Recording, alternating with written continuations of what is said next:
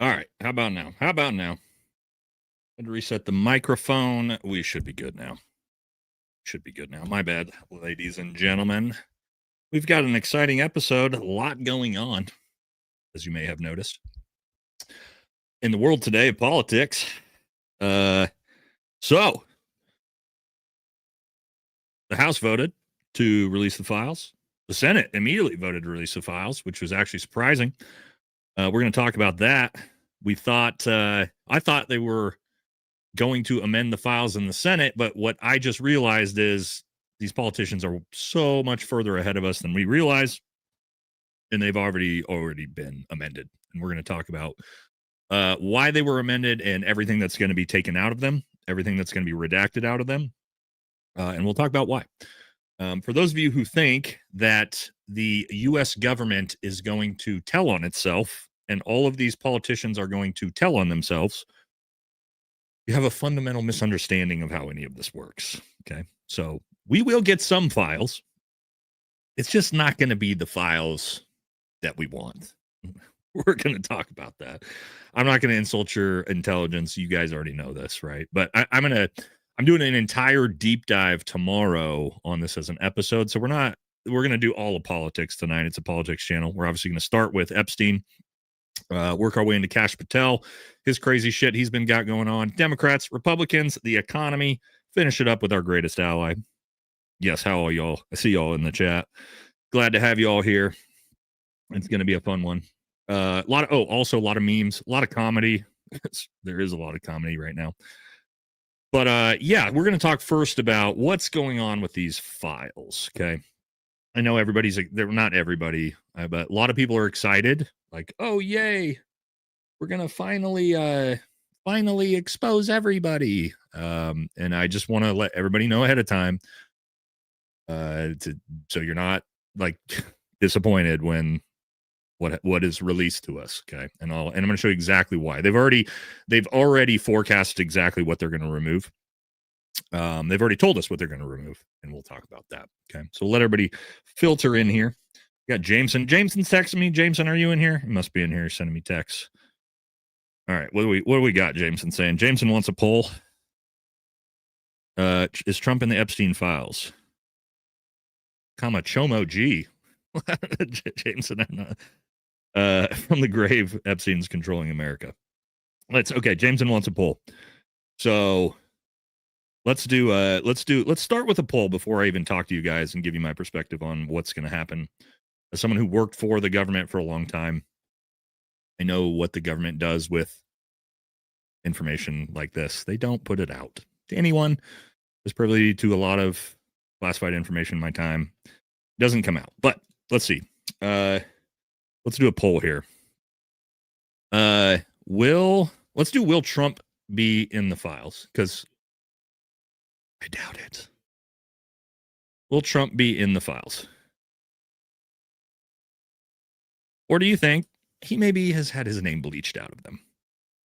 Yes or no? Yes or no? Let's figure out what you guys think before we start the episode. We'll do a couple different polls as we go. Again, if you think he won't be in the files, that is not necessarily that he wasn't in the files. It's that the files that are released, he will not be in, is what I'm asking. Okay. That's the context there. Because those are two very different things. I can promise you. We're also going to talk about how this really isn't about Trump, the files. It's not about Clinton. They're low hanging fruit on this, guys. It's about a lot more than that. And we've sort of and it's by design. The media is hyper focused on who's in the files. Is it Trump? Is he not in it? Is he in it? Is he not? Completely disregarding how big this entire thing really is, right? This giant international government-led sex trafficking ring. Okay. And we're sort of not seeing the forest through the trees right now as the American people. So that's what we're going to talk about today. I've got some good new ones today. The Big Sips, gas station Big Sips. I got the party pack. So that's what we're going to be kicking it off with. All right. Now, we always start with a America first. Kind of both sides suck. So we're going to start with some memes, of course, as we always do. A little bit of comedy up front. So here's America at the moment. The political divide as we head into 2026, in case anybody was confused: Democrats, rainbow flag; Republicans, Israel flag; and the rest of us, America first flags. So that's our chat here. We do have Democrats, we do have Republicans, but we are the American flag crowd here on this channel, as you all know. We've got Democrats in here, we got Republicans in here, but not those kind. We got the America first kind in here. All right, we all know that. Now, we also, as we kick it off and jump into, first thing we're going to cover, of course, is all the Epstein stuff, because it's the hot topic, right? And as we do always, we start with some fantastic comedy from Tim Dillon.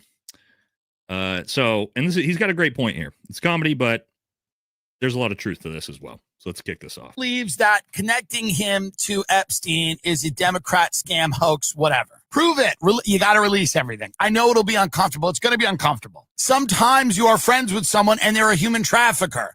That's what it is to be rich. Explain that to people. What it is to be rich is to be best friends sometimes with a human trafficker, satanic pedophile. You don't even know it. You just know that you both like boats. To be rich is to be friends with people who are implicated in the murders of their wives, the trafficking of children, coups, drug running, narco trafficking, arms dealing, false flag operations. This is what it is to be rich. It's not for everyone. I've always said that. I have a little bit of money now, not even a lot. I haven't spoke to a firefighter in 6 years. I don't even know where they are. Cops, firefighters, teachers. Who are these people? I go to dinner with people I'm pretty sure want to kill me. Explain that to people, Donald. Go out and say to them, sometimes you just end up best friends with someone who's trafficking children. I took a... It's true, right? It's just, we know it, okay? Let's not... Here's the thing. When we're going to start this off, we're just giving Donald Trump too hard of a time. And I've been giving him a hard time too, right? Because if you watch on Fox News and you go to any conservative or any MAGA influencer, they will tell you, look, Donald Trump and Epstein hated each other, okay? Donald Trump turned him in, okay? That's the truth. If like you just completely ignore the 80s and 90s when they were best friends for 15 years and there's hundreds of pictures and videos of them together, like if we just completely ignore 15 years and just erase it from the history books, then yeah, right? Like you just got to start from 2004, guys. Like you don't think about anything before 2004, okay? Ignore that. Just everything from like 1989 to 2004, just you got to blank that out of your brains, okay? Okay. So, right. So here's what I'm going to say, because let's see what the poll thinks. If you guys he's going to be in the files, yes, 60% said yes, he'll be in the files. Yeah, he might be in the files. There's not going to be anything damning of not going to be anything super damning of Trump in the files, or Clinton, or any prominent people that are. It's the uniparty, guys. Okay, there's not going to be anything terrible about some people like this. There will be, and we'll get into it. All right, I'm going to walk our way through it. Okay, I'm getting ahead of myself as we were sort of making fun of the idea that Donald Trump and Epstein hated each other, even though they were best friends for 15 years. And keep in mind, that's not according to me. That's according to both Jeffrey Epstein and Donald Trump, who both have said they were best friends for 15 years. Okay, they have both said that on public record.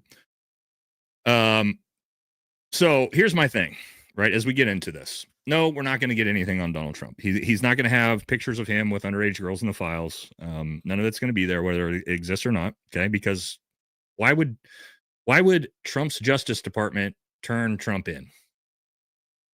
This is like cops turning cops in. Like, this is not how anything works. Okay, nobody's turning themselves in. Like, nobody's going to all of a sudden decide that, like, oh, I was a bad boy, I better turn myself in now. That's not how it works. What I will say is that, to me, it doesn't matter. And I'll show you. I'll put this back up. This is why, to me, it doesn't matter.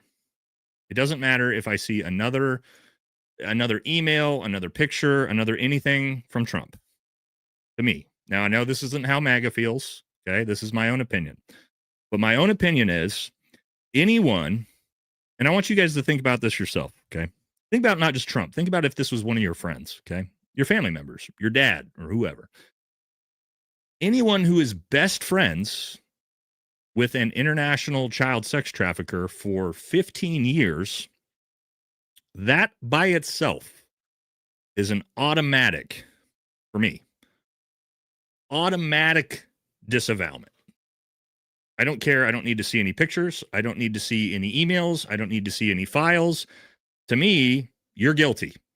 And I would extend that to anyone I know. That includes my friends. I've talked to my friends about this. I'm like, hey guys, if you found out that I was just happened to be best friends with an international sex trafficker for like 15 years, but I told you that nothing happened, what would you do? Every single person I know would be like, has told me, I would fucking not only kick you out of my fucking circle, disavow you, I would publicly denounce you, right? Just that, nothing else. That by itself is automatic. You're a disgusting human being.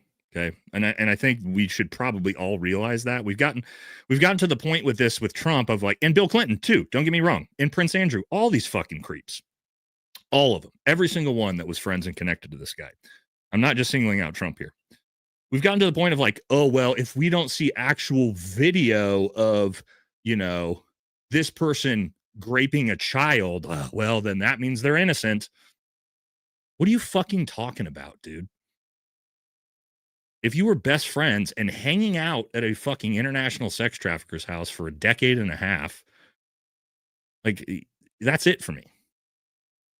I'm washing you, dude. Like, you're disavowed. I don't need any files. I don't need any pictures. Okay. And it's all of them.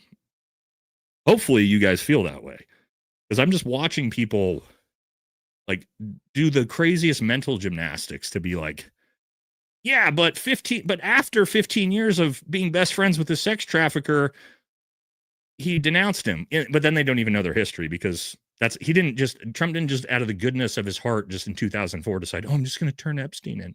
No, they had a fallout over a real estate debacle where Epstein was pissed because Donald Trump fucking undercut him on a real estate property. That's why they had a fallout. There was no moral conscience that came to be. You know what I mean? So anyway, that's setting the groundwork, right? So to me, it doesn't matter. It doesn't matter with any of these people. Bill Clinton, Bill Gates, Prince Andrew, Donald Trump, they're all disgusting pieces of shit to me, and that'll never change. However, when we talk about what's going on with these files, they are low-hanging fruit. And as you can see here, I mean, Epstein's brother himself came out and said that this is what they're going to, we all know that this is what they're going to do and what they have been doing, right? Is that, why am I not getting any sound here? Anyway, no sound on this one for some reason. But he came out and said, the reason why they're releasing things is because everything's been sanitized. Of course it has. Duh. We're not dumb. We know it's all been sanitized. And if, there was nothing sketchy going on, you probably wouldn't have Trump spiraling out of control. I don't know if you guys saw this, but my God, I think this just happened yesterday. Wow.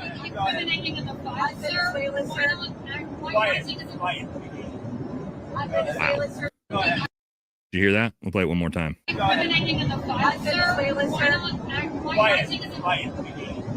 She asked him about the Epstein files, and he yells in her face and points in her face and says, quiet, quiet, piggy.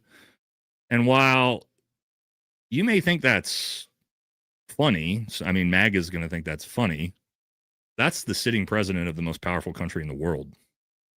Last week, it doesn't matter when it was, okay? It was within the last couple of days or last week. Screaming at a fucking reporter, calling her piggy. What are we doing here?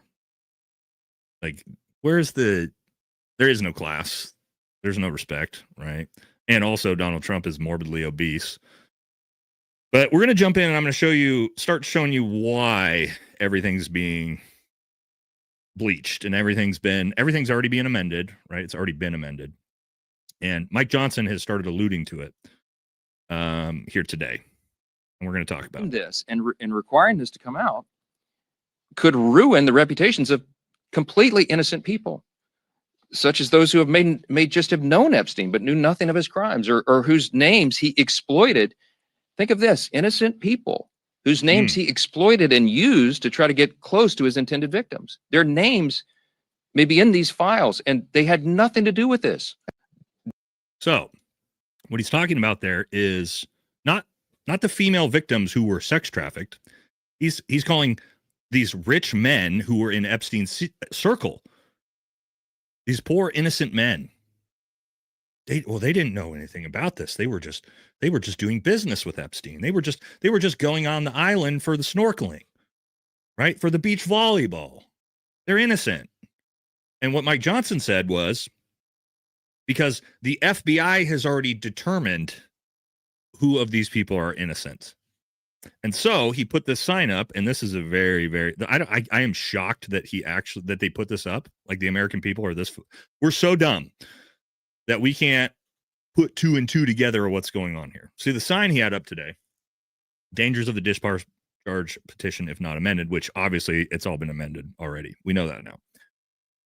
So he said victim privacy, number 1, does not protect the victims. Guess what? All the victims were at Washington today.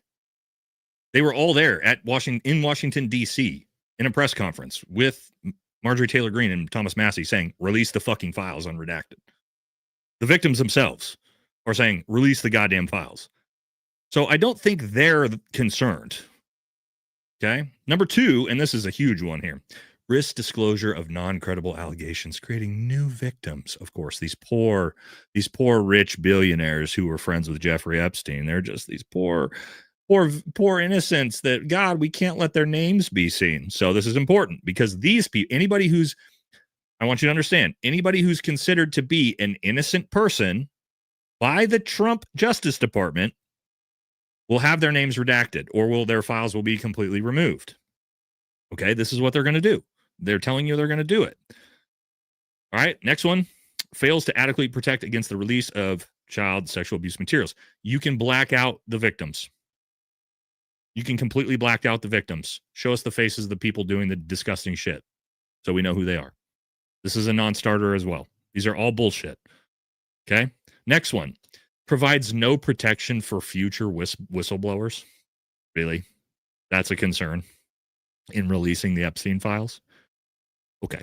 And then number 5, and this is what the entire episode tomorrow is going to be on, and why we're not going to super deep dive it, but I'm going to give you guys a little bit of context to it. Number 5 is the most important one here. This is the Epstein files. Declassification requires release of information that could reveal confidential methods and sources. What they mean there is tradecraft, CIA and Mossad tradecraft. If they were to release these files, this would be a national security issue, as Mike Johnson called it. What you need to ask yourself is, why would releasing the Epstein files reveal CIA sources and methods? Unless the CIA knew and facilitated and supported an international child sex trafficking ring. So this is what I talked about. That's the forest, guys. Bill Clinton, Donald Trump, Prince Andrew, these are just little trees in front of the forest. The forest is the fact that our government, the United States of America, was running / is running an international child sex trafficking ring that they use to compromise foreign governments, foreign officials, and our own politicians. That's the story. And then while we're all sitting here, did Trump suck Bill Clinton's dick? Which is hilarious. And I'm going to show you all the memes of that because it's fucking funny. While we're all, as Americans, going, oh my God, is Trump in it? Is he not in it? Is it Bill Clinton? But that's what they're protecting. That's what they're protecting. And so that is why we will see nothing of the files, nothing of the real files. And what we'll get is, and I want you to understand, there's the FBI files, which are all unclassified. The reason why the FBI files are unclassified is because they need them to prosecute, right? When they're going to prosecute Maxwell, prosecute Epstein.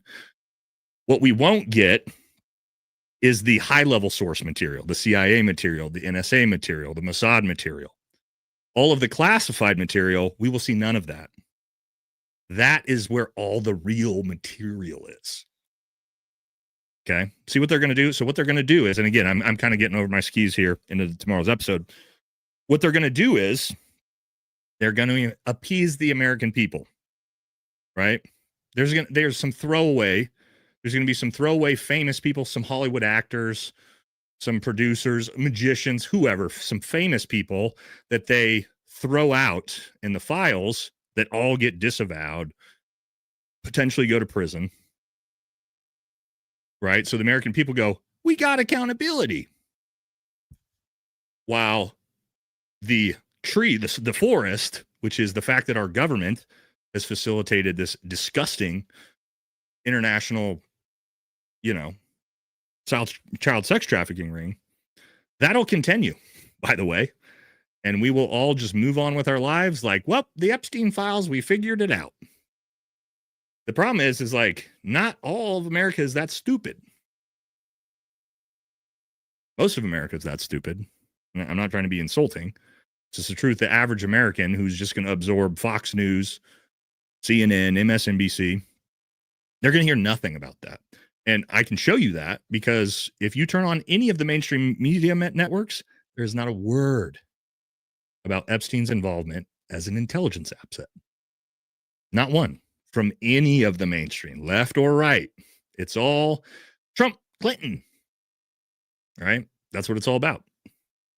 Okay. So again, we'll have a full deep dive into, I'm going to show you all the Epstein, all the stuff that's been uncovered about Epstein working for Mossad, running crazy different type of operations in North Africa on behalf of Ehud Barak and all this crazy shit that's going on that shows this dude literally was he was part of overthrowing Assad in Syria.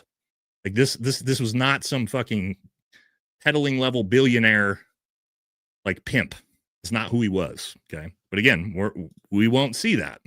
But anyway, while this is happening, we also have, and again, we'll get to super chats here at the end of the Epstein stuff. The Epstein is going to be the biggest portion, guys. All right. So we'll get to it.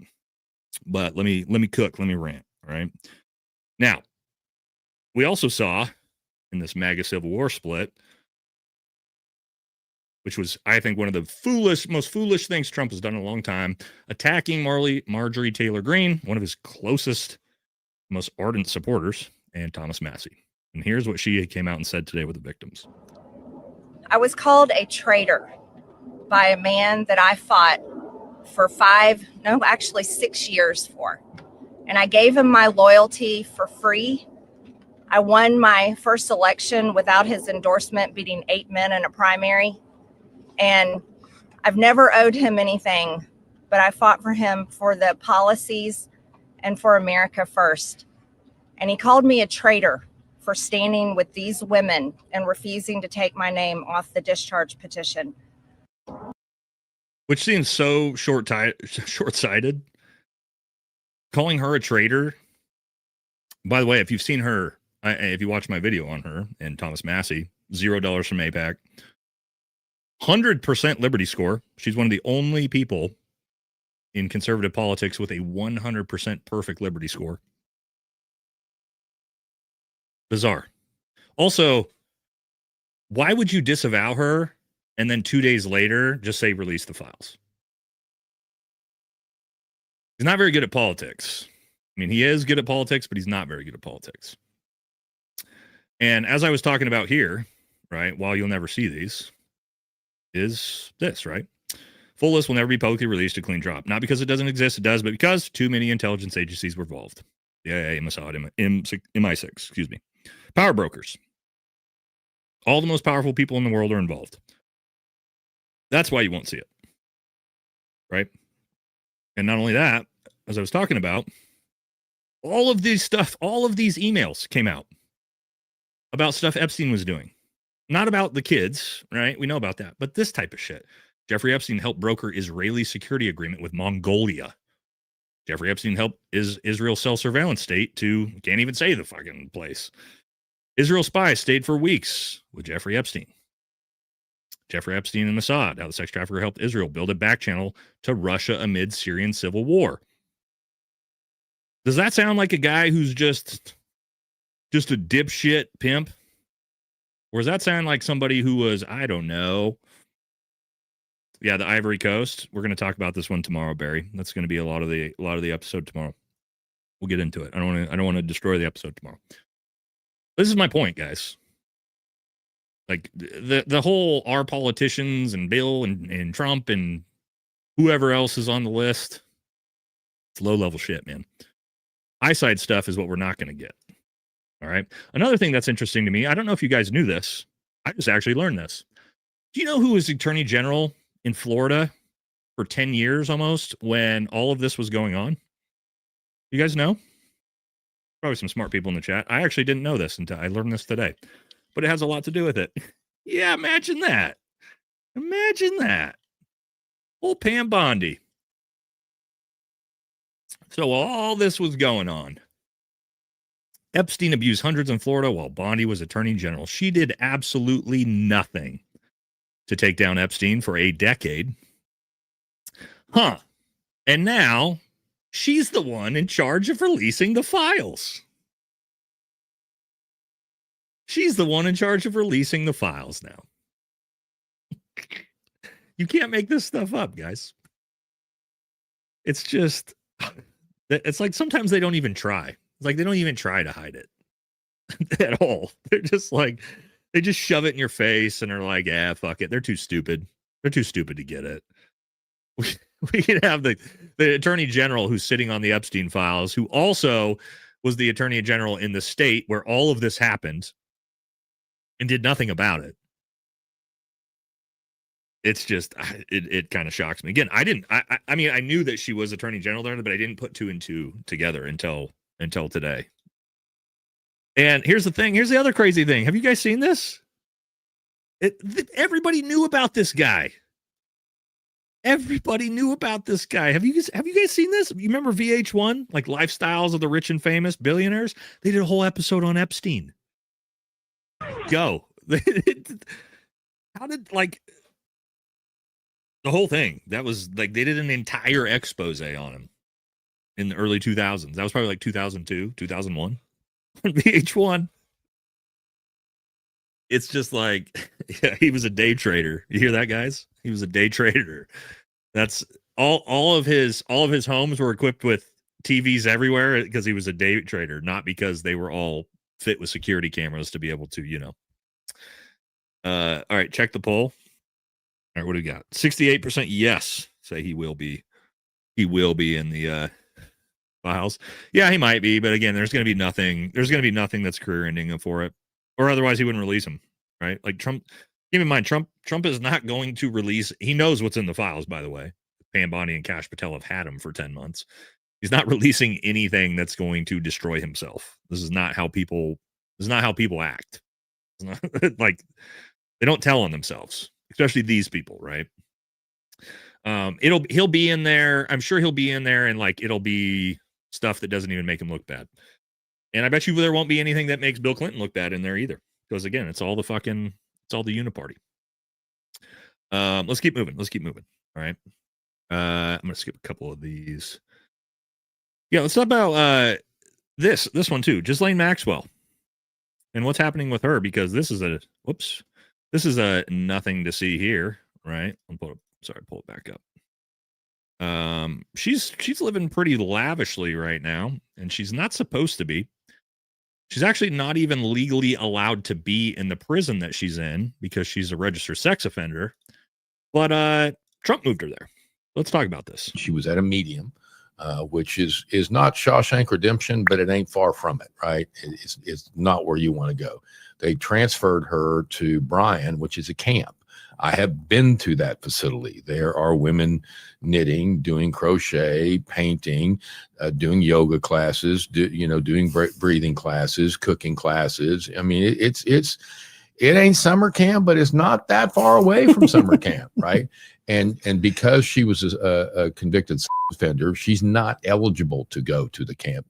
Somehow or another, and that's not a great mystery, she got transferred from a medium to a camp, which is a huge upgrade, right? And Trump has come out saying he didn't know anything about it. Bullshit. There's no way that he did not know that she was being transferred from a medium to a camp. There's just no way. Not to mention the fact that the deputy attorney general himself went and interviewed Maxwell by himself, which is just so outrageous. He interviews a woman after she's been convicted. She's not cooperating. The person that she was cooperating against, is dead. The idea that she's going to resurrect a prosecution to go after anybody else is laughable at this stage. So why is he meeting with her? He's meeting with her to dangle the carrot of, oh yeah, going to a camp, and dangle the carrot. If you say, you don't have to be the amazing Kreskin to figure this one out. Nope. If you say little Donnie didn't do anything wrong, you're going to go to a camp. And if you say it long enough and loud enough, well, you're probably going to get pardoned. Yep, there it is. And that's exactly what happened. That is exactly what happened. And we're just supposed to look at that and be like, oh, yeah, that's nothing to see there. I'm sure that's just super normal. Trump's lawyers and attorney general just met with Maxwell, and she was immediately moved to a cushy Fed prison where she's got a fucking puppy now. And I don't know. Turn on Fox News and see what they have to say. Go watch Benny Johnson. What do you think Benny Johnson's take on this whole thing is? Bet she's not fucking talking about it. Bet you Ben Shapiro's not fucking talking about it. Bet you Officer Tatum's not fucking talking about it. Bet you Sean Hannity and Mark Levine aren't fucking talking about it. None of those people are going to fucking talk about it. That's for sure. Jesse Waters. I watched this dude crash. I'm going to show you some, that's what we're getting into next, which is the MAGA attempt at normalizing pedophilia. It's everywhere. I don't think you guys have realized it's fucking everywhere right now, and it's gross. And that's actually I think what we're going to jump into next. Two things first. This one, guys, I need you to see. If you haven't seen this is so fucking weird and creepy. I mean, it's not weird and creepy. Like, it's weird and creepy, but it's not surprising, right? Have you seen this picture of this check? Watch this. There's a picture of a check. He's referencing Trump, and he's talking about showing early talent, selling a fully depreciated woman to Donald Trump for $22,500. That particular image you're talking about is one of the most disturbing of all, because it just speaks to this sort of complete commodification of women by these powerful men. Caroline Leavitt, the press secretary at the White House, is in such a difficult position right now. She was asked about that particular image yesterday, and she deliberately missed the point, refused to answer the direct question, and went on about the fact that it is not Donald Trump's signature. As though that is not his signature. Oh my God. I mean, literally like selling a depreciated woman. It's a big yikes. Also, you guys got to see this. If you didn't see this, poor Joe can't catch a break, man. Like, Joe has had so many people, Tim Kennedy's and John McPhee's on his show, that just get up there and fucking lie their asses off. Here's another one, Peter Thiel, who was on Joe Rogan's show not that long ago, talking about how he met Epstein, which we now know he was a good friend of Epstein. Always talking about what a great time they've had. See you in a couple weeks. JD Vance is a creator, essentially. Let's see what he had to say about his time. A few times as well. And I think, how'd you get introduced? It was Reid Hoffman in Silicon Valley introduced us in 2014. But which, by the way, 2014 was 10 years after Epstein had been convicted of sex trafficking, by the way. These people knew that at this point. This wasn't the 90s. At least Trump could say, oh, well, it was the 90s. This was 2014, dude.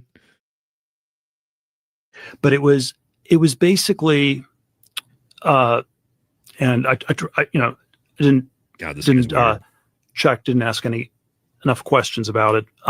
He's so weird. But Yeah, I think there were sort of a lot of things where it was fraudulent. I do think Epstein knew a lot about taxes, and there were probably, these complicated ways you could structure a nonprofit organization, especially as a way in a marital context that I think Epstein might have known a decent amount about. He can barely talk. He can barely fucking talk. He's so full of shit, dude. Stumbling. Cindy says stumbling, bumbling. When you get asked about how you met Epstein, and it turns out we know everything about this guy now and what he was doing with Epstein. But let's get into the MAGA attempt at, and guys, I want to prep you for some of these. It's really bad. And it's a lot more than I realized. I kept digging and finding more and more of this. The MAGA attempt to normalize pedophilia right now is, it's driving me crazy. And it's everywhere. It's on Fox News. It's on independent media. So let's go through it. Let's start looking at some of the shit. Let's take a trip down memory lane though. Remember Megyn Kelly? When she used to be an advocate for women. Let's take a trip down memory lane before we get into some new stuff. Harassed to stand up for themselves in the moment and thereafter. And it is so hard. It's so hard, especially for young women not in powerful positions. The time has come.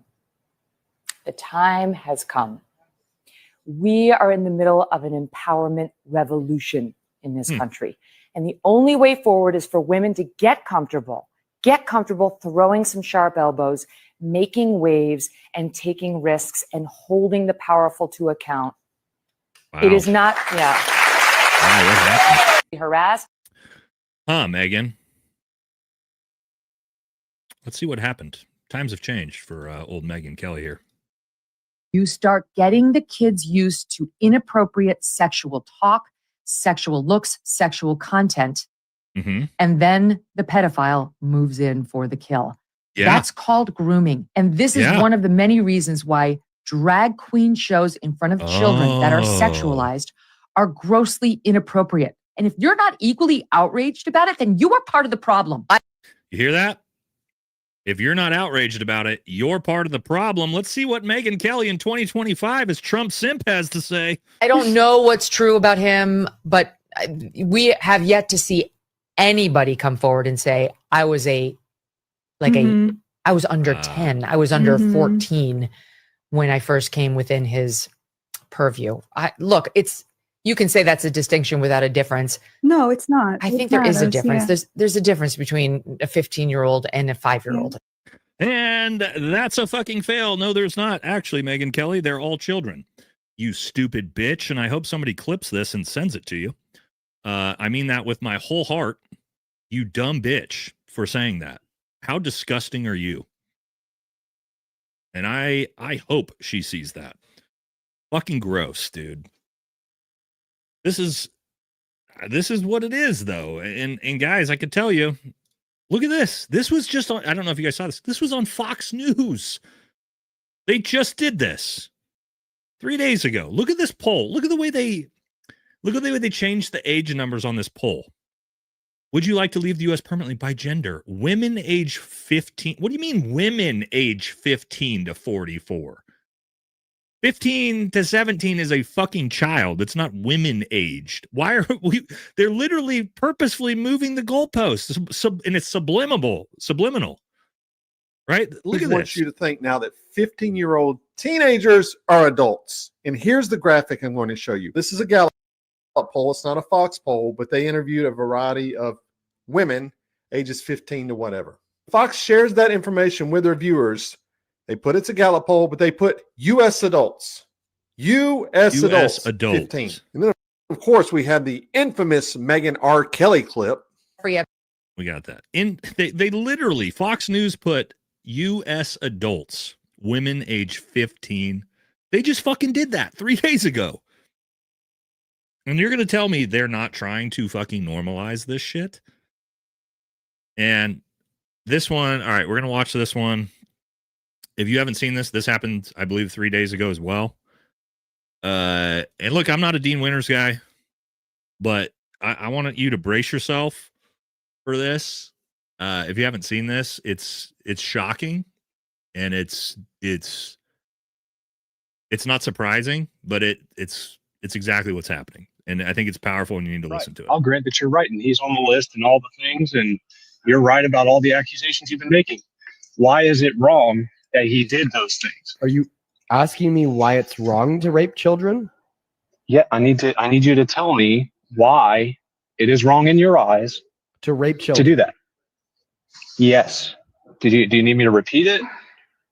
Can you not hear me? Do you have too many cocks in your ears, or what's up? Why is it wrong? Is that too hard of a question?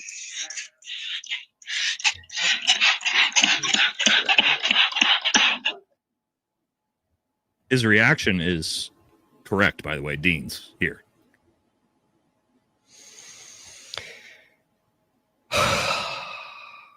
It's happening. It's actually happening. It's. Why don't you actually answer the question? It's actually happening. No, because I asked the question. Why are you? I didn't think this one would happen. You know, we see it often. They'll say that something's wrong, and then Trump will do it, and then they'll defend it. Yep. Did that with J6. Did that with the J6 pardons. Did that with the Medicaid cuts. Did that with the SNAP cuts. Just didn't think they'd do it with child rape. Obfuscating. Let's just get to the fucking point, bro. I just didn't think they'd do it with child rape. Yeah, it's gross. You're saying scripted? I'm showing. Look, how many clips are like? Here's the thing. Here's the fucking retards in the chat that are going to say that's scripted. I'm going to show you 10 of these from different places, from Fox News, from Megyn Kelly. This isn't an individual. Dean isn't as an individual case of this. I'm going to show you 10 of these that's happening right now. So no, this isn't scripted. This is what's happening right now. Okay. And here's this one. Here's another one.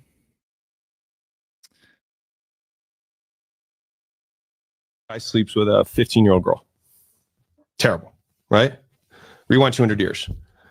40-year-old guy sleeps with a 15-year-old girl. 100% normal, right?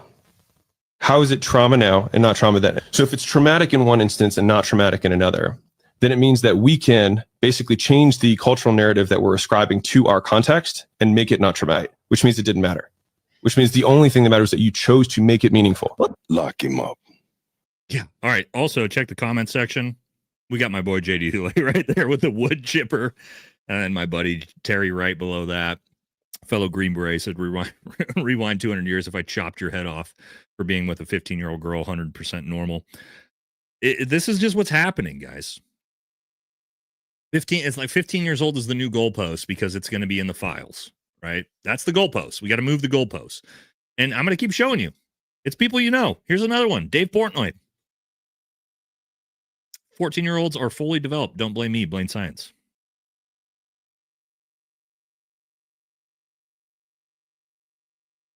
You know what I mean? Like, again, I showed you this isn't just individual, singular, like one person said this. It's all over the fucking place.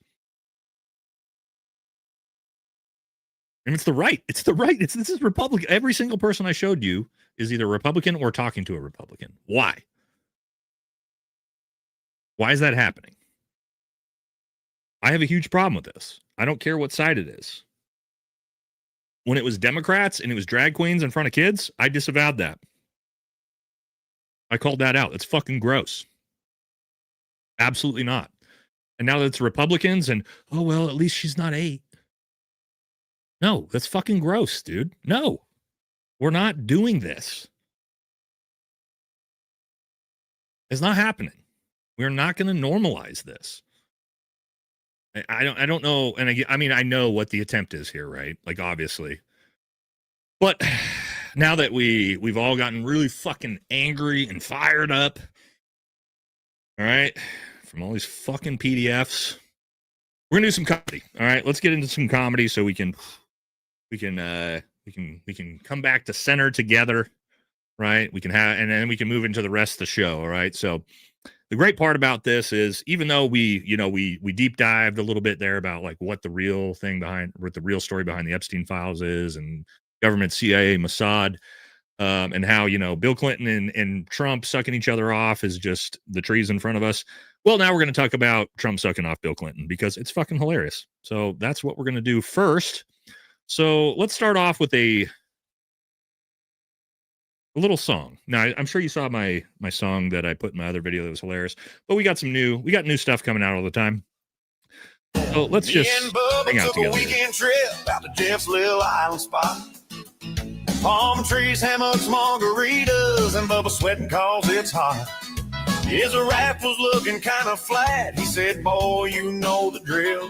So I grabbed that tube and got to work till that bad boy filled. I was giving Bubba blow right there by the ocean tides.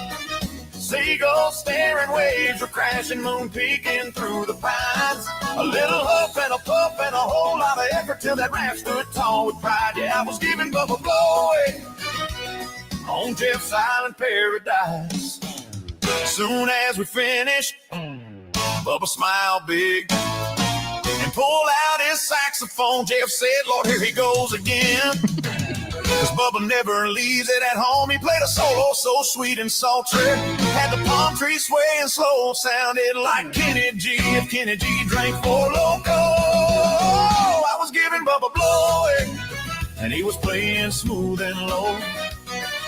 Anybody watching from the beach would think we're putting on a show.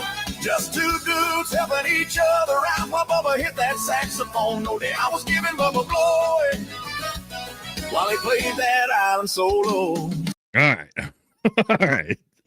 All right. So now we're getting back in a better mood. All right. Now I want you guys to think about something. I was thinking about this the other day. I was actually talking to Ian Carroll about this. And I was thinking about this. I'm gonna lose my chat. I was thinking about this the other day. Think about this. If we're talking about Trump sucking off Bill Clinton, okay, there's a lot of controversy about this. Like, oh, actually, Bubba is a different guy. Oh, actually, Bubba is Ghislaine Maxwell's horse, by the way. She did actually have a horse named Bubba. Whatever. I don't really care. Doesn't matter. We'll always believe that it's Bill Clinton because it's the funniest. And I was thinking about this the other day, guys.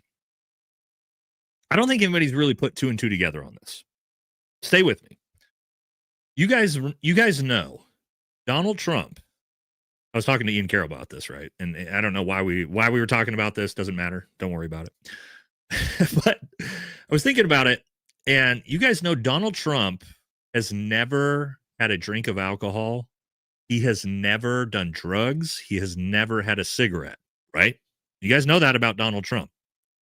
Now, think about this. Donald Trump is out there sucking off Bill Clinton on just a Diet Coke and lime, baby.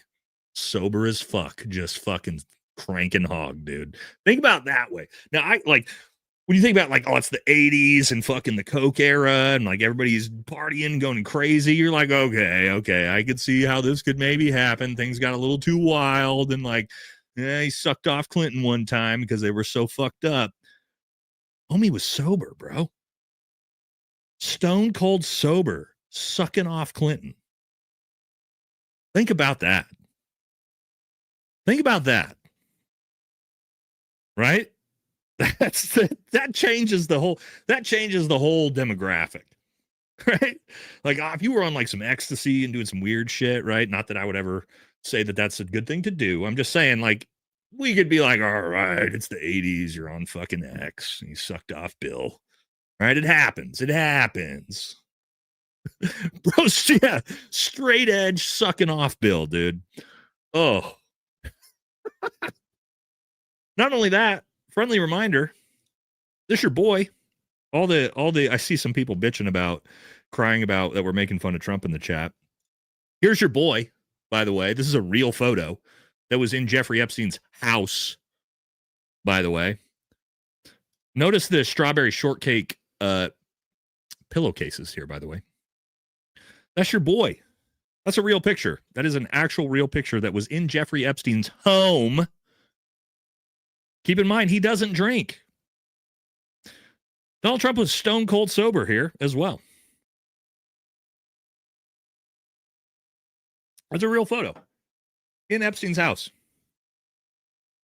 So we got that going for us. So when you see shit like this, come on, dog. Look at that. It's not fake. It was literally in his house. But I know you're going to, oh, AI, right? It was literally hanging in his home alongside the picture of Bill. It had Monica Lewinsky's wedding dress and then a picture of George W. Bush playing with Jenga towers knocked over. Pretty wild stuff. All right. So there's also, remember this one?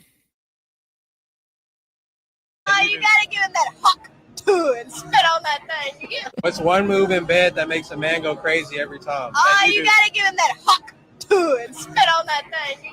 What's one? All right, little Haktua action. A little bit of South Park too as well. As we move through, again, we got to have some comedy, right? We were way too serious. We got pretty riled up. We got to bring it back down. Then we'll move into the rest of the episode, right? But we're gonna keep laughing for a little bit.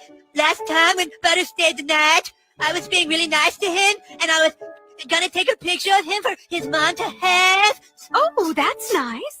But then, right when I took the picture, Butters got really hot, so he pulled his pajama bottoms down, and then I tripped and fell down, and my mouth landed right on his penis, and then I thought of something funny, so I smiled up at the camera and gave like a thumbs up, and then Kyle took the picture from me, and he's gonna show it to everybody and make them think I'm gay. Also, guys, you guys know this week's South Park is gonna be lit, dude. It's going to be, we all know, right? We all know South Park's, we all know the email, the Trump sucking off Bubba email was the greatest gift South Park has gotten in years. We all know it's coming. There's no way it's not. Also, guys, real quick, do you remember this text? This is, I had to pull this up out of the archives, right? But check this out. You remember this text? This was a real text. It was a famous text. It's right before election night when Hillary said, I already told my husband on January 20th, 2017, he will sleep with the next president of the United States. That's a real tweet. You remember that one? Oh my God. That tweet just hits different now, doesn't it? You're like, oh, well, of course. Yeah, that was a win. That was going to happen no matter what. What Hillary didn't tell you is that it didn't matter who won. That's real. That's a real tweet. And she was right. Hillary nailed it, man. She was right. She was right the whole time. All right. One more. All right, we got a couple more. All right, a Venn diagram. I love a good Venn diagram as a business student. You got Hillary Clinton, Donald Trump, Monica Lewinsky. In between Hillary and Monica, you got was in love with Bill. All in the center, blue Bill Clinton. Between the three of them, Donald and Monica both hate Hillary. Donald and Hillary both lost an election. Beautiful little Venn diagram there. You gotta love that. All right. And then we got two more, and then we'll move on with the serious part of the show. As if serious as we could get. All right. I love this show. Me and my wife, Schitt's Creek. This is a great show. I don't know if you watched it. It'll be funnier if you've watched it, but still good. Spoke to him on the phone before? I did. He invited me here for dinner. Hi. Sorry I'm late, guys. You both look amazing. Great. Hey. Hot. Sit. Okay. No, I think there's been a mix-up here. I don't think I should be here for this. Oh, no. I think it's very important that you're here for this. Okay, here for what? Well, good evening, David, Stevie. Mr. Rose. Hello again. I take it. You spoke to him on. If you've seen that show, it's even funnier knowing the context of all that. And then one final thing. All right, if it's not Bubba, if Bill isn't Bubba, don't worry. It's even worse because here's another Bubba that's in the files. Bubba Salisbury, son of Odessa oil industry magnate Dick Salisbury, also friends to Kash Patel and J.D. Vance. This is who the Epstein Filet Show email is rumored to be referring to, not Bill Clinton. So, yeah, that's gross. That's I love how I love how the defense to this has been it's a different Bill or it's a different Bubba. It's a different dude. That's the defense. It's a different Bubba. This is a different guy. It was a different guy he sucked off, guys. Come on now. That wasn't Bill. Don't be rude. All right, we're going to hit super chats. And we're going to jump into a little bit of Kash Patel. And then we'll move into what Democrats have going on, right? Then we'll probably take a quick break halfway through the show. Let's see what you guys had to say. All right. Michael with a $20 super sticker. Thank you very much, Michael. Appreciate that. Devon Stock has talked about the files being a ruse. Yeah, we know what we're going to get. We talked about that. They're laundering files like they're laundering money. Yep. Titties and kitties. I have that exact hat. I think it's over there in the corner. I'll bring it out once we take the break. No one will be arrested. Every major politician. Oh, to my point, brother. No one will be arrested. We're a little bit ahead in the show, but I think I could find it. We're going to talk about exactly that. Look at this. How many arrests have been made by the Trump administration? Fucking zero on everything, but we'll get to that when we actually get to that part of the show. But yes, Green, we are going to talk about that as well. Whoops. Bobby, what's up, brother? Thanks for always being here. Metaphorically speaking, these votes were to give the zoo animals a little feed. Yes, Bobby, yes. That is exactly what this is. It's a carrot, right? Been on this planet 6 decades. The zookeepers have always fed what they need to feed. P.S. JD stream tonight was fire. Yeah, watch some of it. Yes, this is exactly what it is. They're going to give the normies just enough to placate them so we can all move on, right? While the rest of us fucking scream about it like it's JFK or MLK or 9/11 or Charlie Kirk, right? It's the same shit. Joe says Trump will be in the files for the sake of name dropping. If there's something nefarious and unseemly, the Dems would have seized on it. Just saying, okay, well, this isn't quite correct, Joe. So what a lot of people don't realize is, and what we may still see out of Republicans, is the fact that Trump just opened a new investigation into the files. He very, very well could still veto and say, we can't release them because there's an ongoing investigation. That actually is the case when Democrats were in charge. Epstein was actually being investigated. Ghislaine Maxwell was actually being investigated. Not to say that Biden couldn't have released them towards the end of his presidency. He absolutely could have.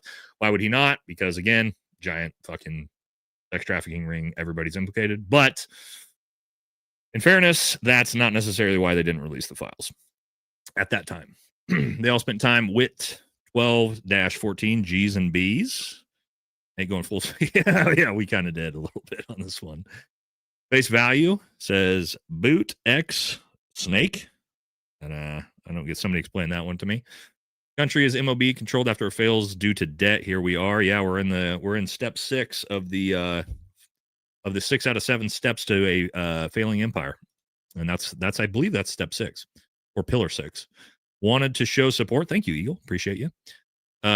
Joe says, okay, politics and power make strange and perverted bedfellows. Me, no effing well. Yeah. I mean, that's exactly right.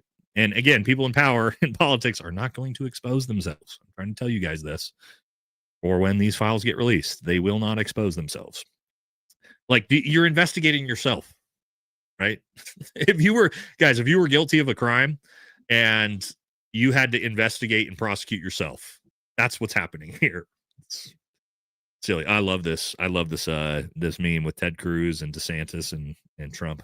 By the way, if you haven't seen it, it's hilarious. In his profile picture, Mad World says America first. Us MAGA is now mega. Correct.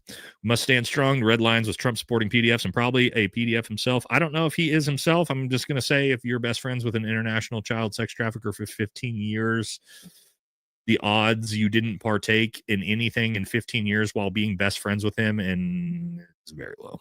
Very fucking low. But who knows?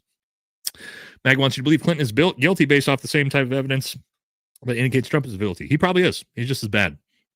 But again, these guys are just low-hanging fruit for us to distract ourselves with. Senate Thune just announced the bill won't be amended, will be passed. I believe they already passed it. But again, it's already been amended. Everything's already been redacted and pulled out of it. You don't have to worry about that. They've had 10 months to bleach the entire thing. They're good to go. These D-bags have killed their brothers and sisters in arms. For them, vanity. How do you feel about that? It makes me sick. Yeah, I agree. DRs made a deal to keep the files hidden because there were big dogs involved on both sides. Yep, exactly. And again, we're talking about intelligence apparatuses here. Like, well, we can't let people know how we compromise foreign governments. Yeah. 1984. Yeah. War means peace. Perpetrator means victims. Yeah. Utilize the military industrial complex to get her done. Fort Bragg cartel is a great snapshot of part of the process. Yeah. That book has got a lot of inaccuracies in it, unfortunately. Seth Harp did not do as good of research as he needed to do on that one. But it is what it is. He had some things right in there, but a lot wrong.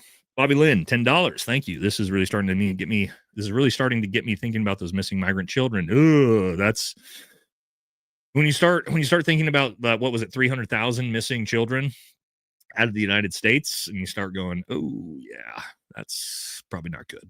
Good point. Hope everyone is having a great day. God bless everyone here in chat. Thanks, Johnny. Appreciate you. Angela says this is why Epstein committed suicide in prison. Got to keep your government assets silenced. Yeah, there's a lot to that. He also committed suicide just days after Comey's daughter offered him complete immunity and freedom if he exposed Trump. So that's weird. But there's also, I just saw Jesse on Fire did a whole episode about how he's not even dead. And there's actually emails talking about after he died, how he's still alive. So who knows? So the sex trafficking is cover. And it's not cover, Zuby, I don't think. I think the sex trafficking is what was going on, and our intelligence apparatus used it. I think the cover is we can't let Americans know that was happening, because if our own government was responsible for doing that, maybe the whole thing burns down. But I would just prefer to just know that, and then we hold people accountable, and we disband the CIA, and we fucking fire Kash Patel, and that seems like a better way to do it than just covering our ears and putting our heads in the sand and saying, well, we can't know about what's happening because it's too gross. Yeah, I don't know. I think people are mature enough to be able to handle it. HR 577 passed both chambers in one day. Yeah, pretty rare, huh? Pretty rare, especially we can't agree on anything. Yes, I had a clip on this that I was going to play. Yeah, if you don't know about Katie Johnson, for all the MAGA who said they're like all the victims exonerate Trump, that's not true. There's a lot of victims who have come out and stated horrible, horrible things that were done to them by Trump. So something to think about. You can look up Katie Johnson yourself if you need to. It's a rough listen to for sure. This is insane. Wonder what I'm worth. I'm depreciated. Yeah, I don't know. Hard to talk about tax fraud and evasion, but they do it. Fox News lack of coverage on the files while talking about the ending of the penny 3% rise in Christian right. I know they won't cover any of it. You see the Candace's podcast on TPS USA with suspect finances, IRS, non-cash filings, millions moving. Yeah, I did see that. Somehow CK caught on. Yep, I've seen a lot about that. I'm doing an episode on not that explicitly, but more so the head of security that went on Sean Ryan's and absolutely exposed himself as fucking worthless. And he actually made himself look even worse, which is bizarre. I'm going to do a whole episode on that going forward here probably 2 days from now. So we're working on it. I'm progressive. Want to say respect. Whole idea how many here used to support Trump but no longer do. We did that one the last couple. It was around I think it was like 87% no longer support Trump. 13% do, maybe even less than that. Christian nationalists need more breeders to boost their population. Of course, they're going to lower the age. Yeah. Just so you know, none of the people advocating for this are actual Christian nationalists. They're Israel first, mega. So, something to think about. Scripting, it's advertising, keeping sponsors happy, just saying. Well, it was normal in the Bible, so yeah, why not? Yeah, that's not how I look at it, but that's what they are going to try to say. It's kind of the well, go look at Islam and learn about Muhammad and see how that religion looks at it. And no thanks, I'm good. Western culture does not need to abide by any of this fucking disgusting shit. And that it falls for Judaism as well, and Christianity in some cases, but we have moved past that in my opinion. People are so dogmatic with politics, they will not disavow someone they voted for because it's seen as admission of weakness. Johnny, it's called cognitive dissonance, and it's not just politics. It's anything. It could be your favorite baseball player, Alex Rodriguez, that you found out he does steroids and you fucking do all the mental gymnastics in the world to try to defend him. It's the same shit, right? This is what low IQ people do. When somebody they obsess over, and it's the same thing for celebrities, Kim Kardashian, people that are obsessed with Taylor Swift, it's all the same, right? If it turned out Taylor Swift was part of some international sex trafficking ring, then all of her fans would find a way to justify why that's okay, because they just cannot deal with the fact that someone that they're obsessed with turns out to be a huge piece of shit. And this is why you shouldn't idolize politicians, including Donald Trump. Please stop idolizing politicians. They're all fucking gross. They're all terrible. All of them. Stop these people are not role models. Stop idolizing them. That'll help. That'll help you. Then if you're someone like me, and a lot of people in this chat, when you find out these people are fucking disgusting pieces of shit, you go, oh, I no longer support you. And you wash your hands of it. And you're like, oh, I'm good. That's a lot easier than trying to defend the types of thing people like. Go watch Fox News and you'll see what I'm saying, right? All those people, which they're getting paid to shill, so it's a little bit different. They just have no morals at all. And the dollar is more important than any type of morals or values they have. But for the average like American who's low IQ, that's going, and it's both sides, like, oh, Joe Biden, I'm going to obsess over him and he can do nothing wrong, even though he's out there sniffing kids, right? It's the same type of thing. But good point. A little something to add upgrades to the wood chipper. Hell yeah, wood chipper, brother. We got JD stuff right here. We love a good wood chipper around here. Appreciate you, Will. Valhalla, when are you gonna do a podcast with Fat Electrician? Been waiting. Yeah, I talked to him about it. He's in Texas, or he's not in Texas. He's got to fly into Texas. We all got to fly into Texas. We're trying to we'll work something like that out eventually. Right. It's hard because we don't all live in the same place. Me, him, and JD Delay want to do like a Spider-Man meme podcast together. Someone slipped on his Andrew Crow. And we mentioned the fact Putin has had the photo and he's compromised. I mean, maybe he does, maybe he doesn't. We don't know if the photo is real, right? But it's funny. Like you can't argue that it's not hilarious. Trump in that picture, paint like, French girls. I know it's rough. See Sean Ryan. Yep. We're gonna do an episode on that. Clinton forgot his sacks. Trump. Oh, Jesus factor. That's pretty rough. Thirsty Salt says, if they had the files for 10 months, why have such a public meltdown and draw all the attention? If it were me, I would be transparent while secretly moving to having them sterilized. No. This is not what it's about. It's about theatrics, brother. Right? So in that 10 months, while you're sanitizing all the files, making sure they're all correct, you build it up into this huge thing, right? All this drama. Trump's in the files. Oh my God, he's a PDF. And then what do? You release the files and it completely exonerates him. And he's a hero. He did nothing wrong. And neither did Bill. None of our politicians did anything wrong. See?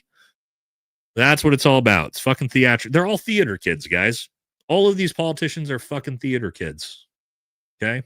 So anytime you're thinking like, wow, that's weird that just 3 days ago, all Republicans were going to vote no on this, and just out of nowhere, all the politicians on the left and the right, who, by the way, we just went through a 49-day government shutdown. We couldn't agree on whether or not we could open the fucking government, but just out of nowhere, all politicians all at once across the spectrum just voted and agreed on this. Really?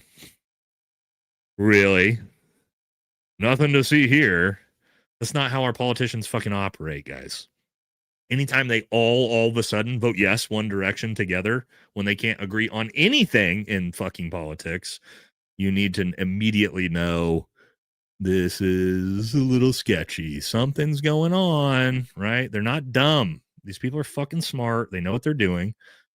And again, I'm almost guarantee what we're going to get, like I said, is we're going to get some bullshit fucking redacted version of the files where we're going to have some throwaway people who are somewhat famous, some Hollywood actors. They're going to get curb stomped for it. And then it's going to exonerate all the people like Trump.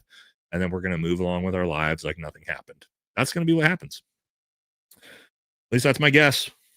Who knows? Maybe they release it all and we find out everything about our government and the CIA and Mossad. I doubt it. Justice for Bubba. Bobby's always here. Thanks, Bobby. Why is no one talking about the head of the CIA with all the info? The one with the CIA Epstein files, Tulsi Gabbard. Her silence is deafening. Yeah, they're not going to release any of that, dude. None of that's coming out. None of that's coming out. Now we have one big, beautiful bill. Yep. Lewinsky just had a huge weight. Yeah. Poor Bill, dude. Bill's just, you know what would be hilarious, guys? And this is what I think he needs to do. Just because, like, he's about to die. How funny would it be for Bill Clinton to come out and just be like, even if it's true or not, if Bill just came out and was like, look, it happened. He sucked my dick in the 80s, guys. Look, I just, full transparency, it happened. Bill would be a fucking legend if he just came out and just fucking said, fuck it, dude, watch this. Just as a spiteful, like, yeah, nah, he sucked me off, guys. It happened.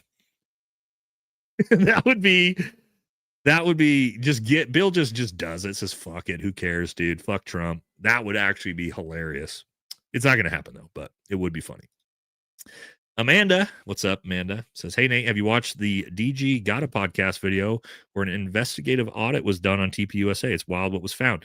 I've started to look into that, Amanda. I haven't got deep into it. I've been watching Candace's stuff and everything on it, but I'm going to get a little bit more into it. We're going to get back into some Charlie Kirk content this week because with TPUSA there is a lot of bizarre shit happening. Also, we're about 6 weeks out from the trial starting, so we're gonna pick back up on that a little bit here as we go.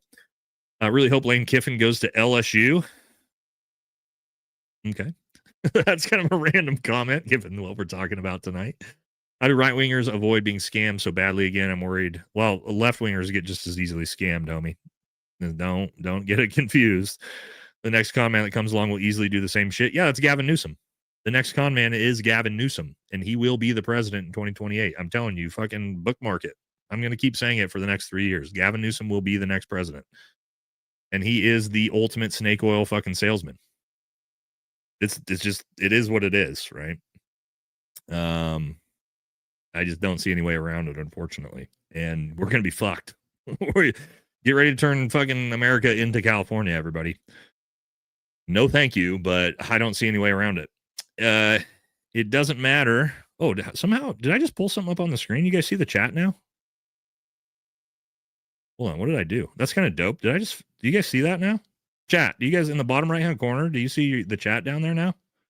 I accidentally misclicked something. Sorry, I'm sidetracked. Do you guys see that? That's dope. I don't even know what I clicked. What the fuck? I didn't even know that was an option. How the hell did I do that? I misclicked one. Okay, well, all right. Now that I know Ian does that. I didn't know how to do it. I didn't know there was a way to do it. I literally misclicked when I was looking on something. All right, we got chat on screen, boys. Complete accident. But now we figured it out. We'll have that. Well, there we go. I'll be able to figure it was up here somewhere. Show comments on stage. All right. Well, thank you to who was the last commenter? Because whoever I lost my where I was on my super chats, but that misclick, let's see. Who was the last one? Was it this one? I don't remember who the last super chat was, but thank you. Was it Amanda? I don't know who it was. I hope Lane coming. We did this one. We did this one. We didn't get this one. Oh, it was Melissa. Yeah, thanks, Melissa. I know thanks for the dono. My misclick on your comment somehow brought our chat on the screen, which is a great upgrade to our channel. Awesome. Dope. Now you guys can see yourself on there. I like that. All right. Doesn't matter what Trump didn't do to the kids. He failed them by doing nothing. 100% correct. 100% correct. 100% correct. Have you checked out Franklin Presidio scandal? It's Epstein case before the Epstein case in the 80s. I have not heard of that. Interesting. There's only one real Johnny. They're going to say Elvis' first wife was 14. Oh, God. And who's another? Carl Malone is another one, right? Nate, do you mean to say people are for sale? My God, goodness gracious. Oh, just saying. They're messing around. No. but Epstein said that, and so did Trump. Gross. Could the Bubba picture be a painting like Bill in a blue dress or George with paper planes? Yeah, I just talked about that. You probably heard me talk about that. Yeah. I don't know. Maybe. Thoughts on CK's head of security? I'm doing a whole episode on it Thursday, so stand by on that. OT. Oh, what's up, Backman? I don't know what you're trying to say though, brother. But thank you. Appreciate you, brother. Firefighter right there. Rye the guy, if Bill Clinton were to say Trump gave him some mouth lumbing, he should also say it was the worst he's had. That would be, we just talked about that. That would be even funnier. What if he came out and said, yeah, he sucked my dick, but he gives teethy head. He gives the worst. Trump, I guarantee he could get Trump to come out and because Trump cannot handle that, right? Trump would immediately come out and be like, no, I give the best oral. Nobody knows how good of dick I suck. Okay. Nobody knows. I give the best head. That's exactly what would happen. All right. Last one. We're going to jump back into the episode. We can talk about Kash Patel. God, this fucking piece of shit. Look at Woody Allen married. And also Woody Allen is in the Epstein files hanging out with Peter Thiel and Epstein, it turns out. So somebody says, clip it. Yeah, I give the best head. They call me the throat goat. All right, let's stop. Let's get into Kash Patel. All right, Kash Patel's having a rough couple weeks. If you haven't seen, his girlfriend suing everybody, which we got to be careful here so we don't get sued. Everything I'm about to say is a joke. It's all allegedly. Okay, it's all alleged. It's all jokes. We're joking here. So when Kash Patel's girlfriend tries to sue me, I have free legal, so don't bother. But when she tries to sue me, it's all jokes. Okay, so that's going to be the next session. Yeah, they're having a rough time. Okay, so again, as we move into a little bit more comedy, let's take a look at what Tim Dillon and Candace Owens were talking about with Kash's. Get any of her music up, or will we get a copyright strike? By the way, she's apparently a country music singing sensation that I didn't know about, but that's what this is about. From the FBI. If we play Kash Patel's girlfriend's country music, will we get a copyright strike from the feds? Because I'm curious, by the way, if she's a country music sensation, I would just like to know that. I would like to know that. I'd like to be... I think if we just play a little bit, it'll be okay. Okay.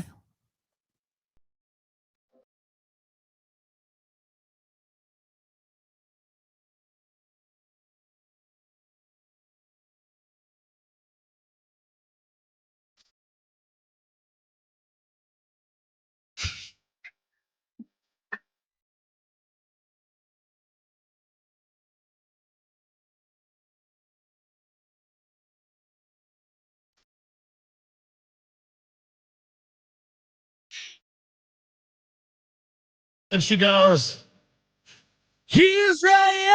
They're like, no, hold on. You didn't get the lyrics. Tel Aviv. I've been in Tel Aviv. It's such a pretty sea. I love Tel Aviv. Israel is for me. I love Kash Patel. Indians don't smell. That's a stereotype. Okay. Okay, we'll stop there. This is why you don't try to sue people for making fun of you, because then everybody is just going to dogpile you and make fun of you 10 times harder, which is exactly what's going on there. Right. But some other things you might not know that I didn't know about Kash Patel was his living arrangement. And I saw this on Redacted the other day. It turns out he might just be gay. And he's just a closeted gay man, which wouldn't shock us, given everything else that's going on in the administration right now. Well, let's take a listen. The photos here. This is the house. This is the house here in Vegas. So we'll put these up on the screen here. So from your sources at the FBI, Kash is basically living in this house. We don't know if he's living there with this billionaire donor. That's weird. Michael Muldoon in the house together, which is strange. And where is Kash's girlfriend in all of this? Does she live there at the house as well? Everything I can tell, she lives in Nashville, so not there. Now, maybe they've relocated and decided to cohabitate, but maybe not. There's been a lot of questions about the age differential between Kash Patel and the girlfriend. A lot of sort of like Israeli intel speculation. I think those are speculative. I can't substantiate any of it. I don't think they That can she has like a honeypot or something. Correct. But the other question that I've had people bring up, including people that are homosexual FBI employees that are pro-Trump, which is not a big subset of the world. Let's just be real. Like there's not a ton of that. Just if you were to put those categories together, have indicated to me that they don't really know a lot of 50 or 40 something year old Indian men that are unmarried and living with other men that don't have something going on. So there's kind of a rumor in intel kind of passing around through the FBI, folks that have come through whistleblower channels, folks that I know personally that have kind of intimated that like this may be more than just, two men living together, which by the way, in their 40s and 50s is a pretty strange circumstance. I don't know any of my friends that are doing that. Maybe one friend of mine that does, that's kind of like, kind of living in an alternative sort of scenario, but it's just, it's not sort of the transparent sort of look. And then the last thing we've been hearing is that the protective detail is having to wake up Kash Patel on a regular basis because he's out partying all night in Washington, D.C., maybe in Las Vegas as well. And then we heard exactly the opposite said by Dan Bongino when he went out on a Fox interview saying, he's there at 6 a.m. and he's working until, from 6 to 7 p.m. and he's there all day long. And everything I hear is the exact opposite of that. So now you've got Dan Bongino apparently like maybe running cover and acting like he's working when he's not. And at the end of the day, all of this does, especially in the light of this Epstein situation, it's making Donald Trump look terrible. It's giving him people that seem to have the phone. So, turns out, and we hate Kash Patel on this channel, obviously, but I didn't know. I didn't have Kash Patel potentially and allegedly being a closeted homosexual in a relationship with a 50-year-old gay man. I didn't have that on my bingo card. Again, all allegedly. This is all alleged. It's all who knows. Again, so I don't get sued. And I got nothing against that, man. If he's into that, he's into that, man. And maybe, it looks like the girlfriend is just cover, right? Because he's part of a conservative administration and he can't let people know who he really is. But there you go. That's a little something that we didn't know. So all right, next, before we jump into Democrats, we're about halfway into the show. We are going to take a little intermediate break. I got to grab a couple more of my big sips. I got to take a pee break. So everybody stand by, hang out with me, grab a bite to eat. Actually, we're going to do a poll for everybody while we take a little break. We're going to ask a poll. I got a great one for you, given the context of what we just talked about. Let's see if we do a poll on, is Kash closeted gay? How about that? Let me know what you guys think. That's what we're going to do a poll on. Is he a closeted gay man? Again, we don't know. We're not getting sued here. We're just going to do a poll and just see. This is what people think. Okay. So hit the poll, grab yourself a drink, grab some popcorn. We'll be back in 2 minutes. Stand by, everybody.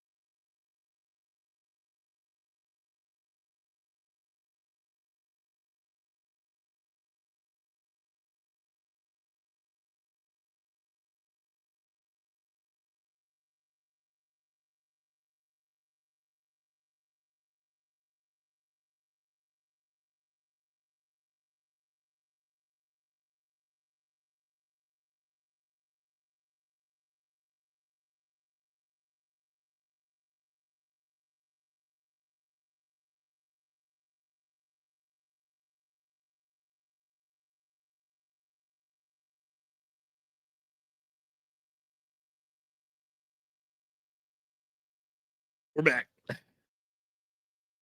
looking forward to seeing the results of this poll. You got the purple drink. Purple drink.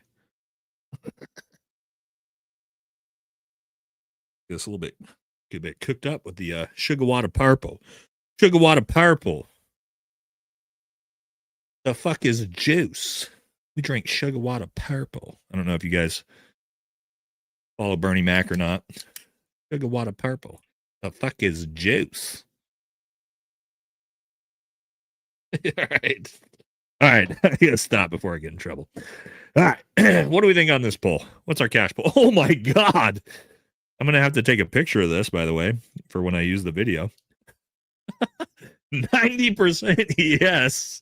Holy shit, chat. You were, chat brought out the big guns. 88% yes and 12% no. Oh my God. Hey, nothing wrong with it. I don't got any issues with that, okay? All right, let's make sure we're just hit a few of these super chats that we just got in, so that way before we don't get too far behind, all right? And then we'll jump straight into what Democrats got going on. And then let's see. All right, we only got a couple, I think. Speak firefighter, Backman Union's comment stands for outside the pants hand job. Okay. All right, apparently this is firefighter talk, and I do know Backman is a firefighter, so there you go, guys. There you it's got some gay shit going on in the firefighter department. Nothing wrong with that. The throat goat, yeah, President Throat Goat. Yeah. Bring back Jake, please. GB and Navy SEAL is great. We could do that. We can get Jake back on here. I just talked to Jake this morning. Oh, guys,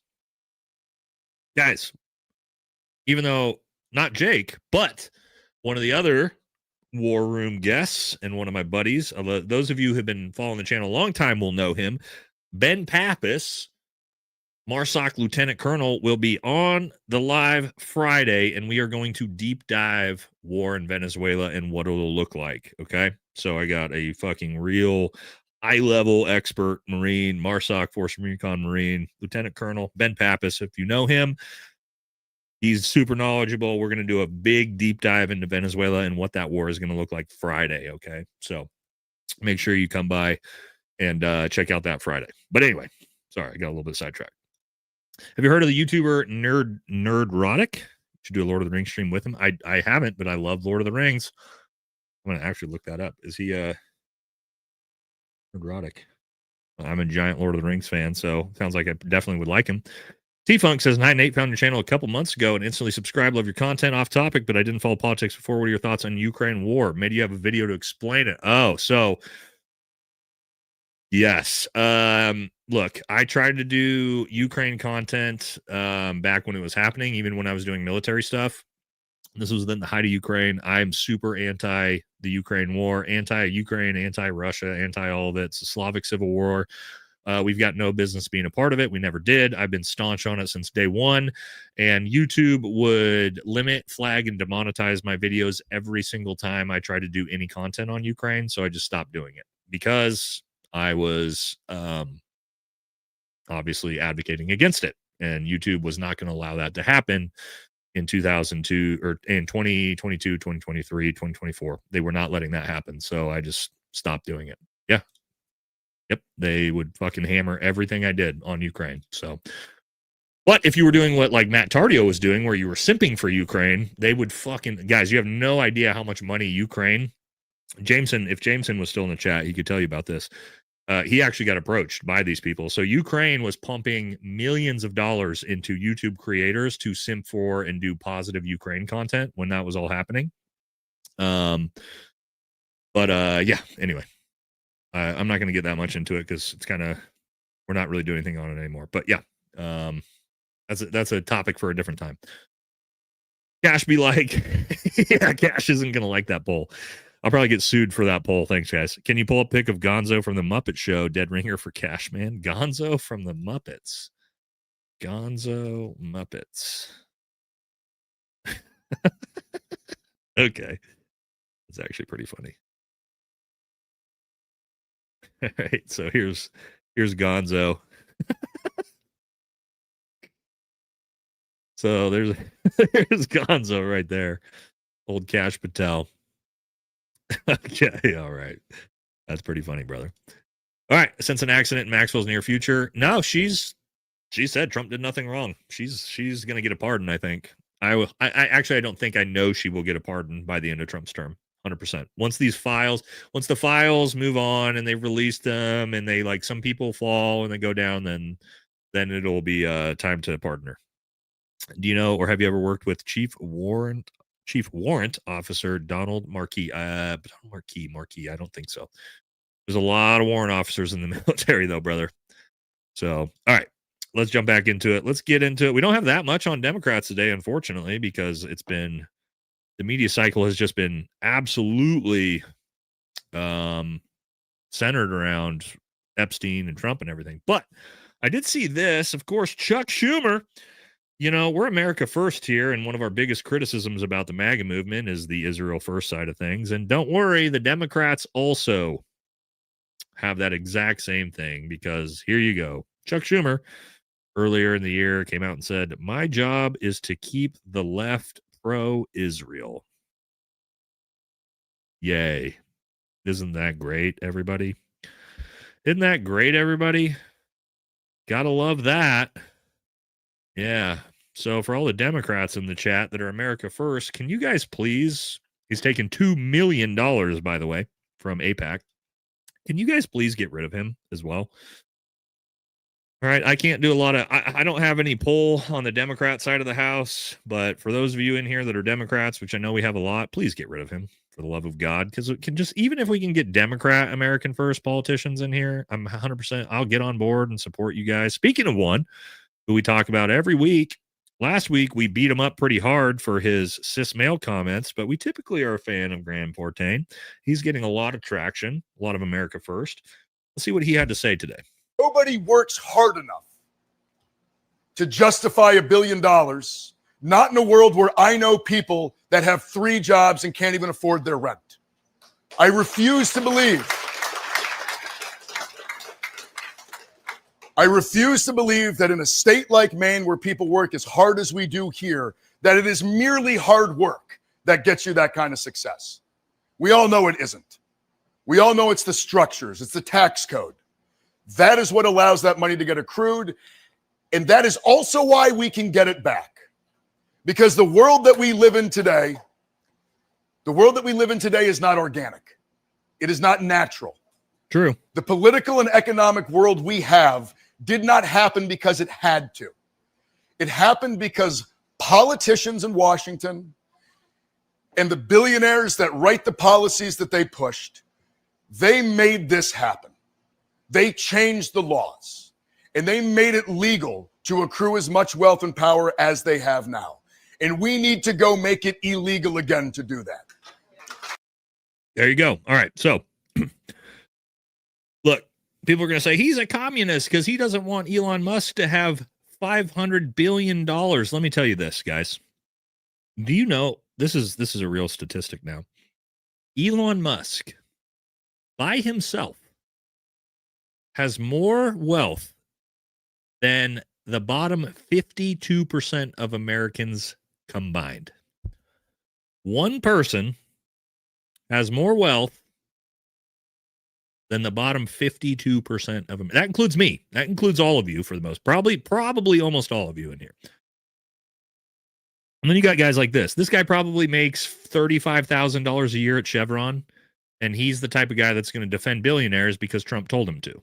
Right.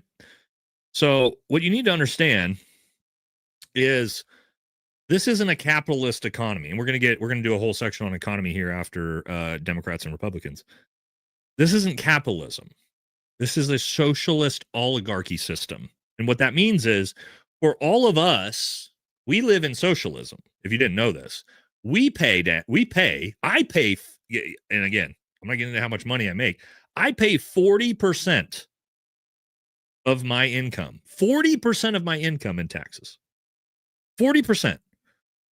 Okay. The top 1% pays about 8%. Does that really make sense? Because there's this break point between the billionaire class and the middle class and the lower class. And so if you think that's good, that you have socialism for the middle class and the lower class, but you have extreme oligarchy capitalism for the billionaire class, you're retarded.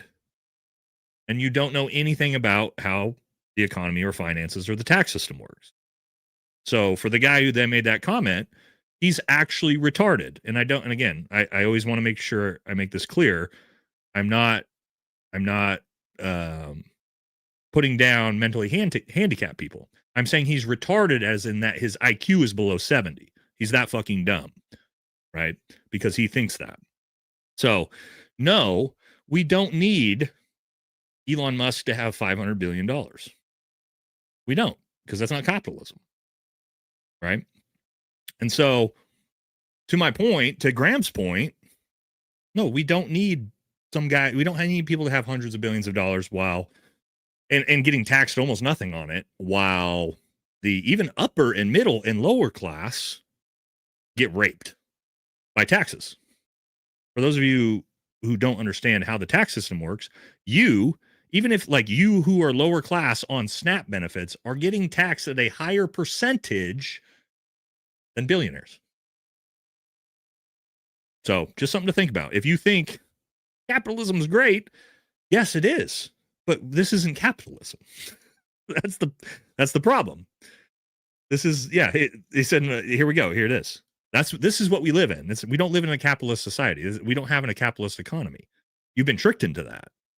So that way you stay poor. Now, I'm not saying like socialism doesn't fix that. I would want, if anything, like I talked about before, reverse socialism. I want socialism for the fucking billionaires, which is, hey, and again, this is a graduated tax system, right? So after you make your first $1 billion, you get taxed at 50%, whatever we want to call it, on everything you make from that on, not 8%. Whereas people making under $100,000 a year, how about this? We don't tax you at all. No income tax. Because it doesn't make a fucking difference. Because the people making less than $100,000 a year, their taxes are almost nothing. You're providing almost nothing anyway. Right?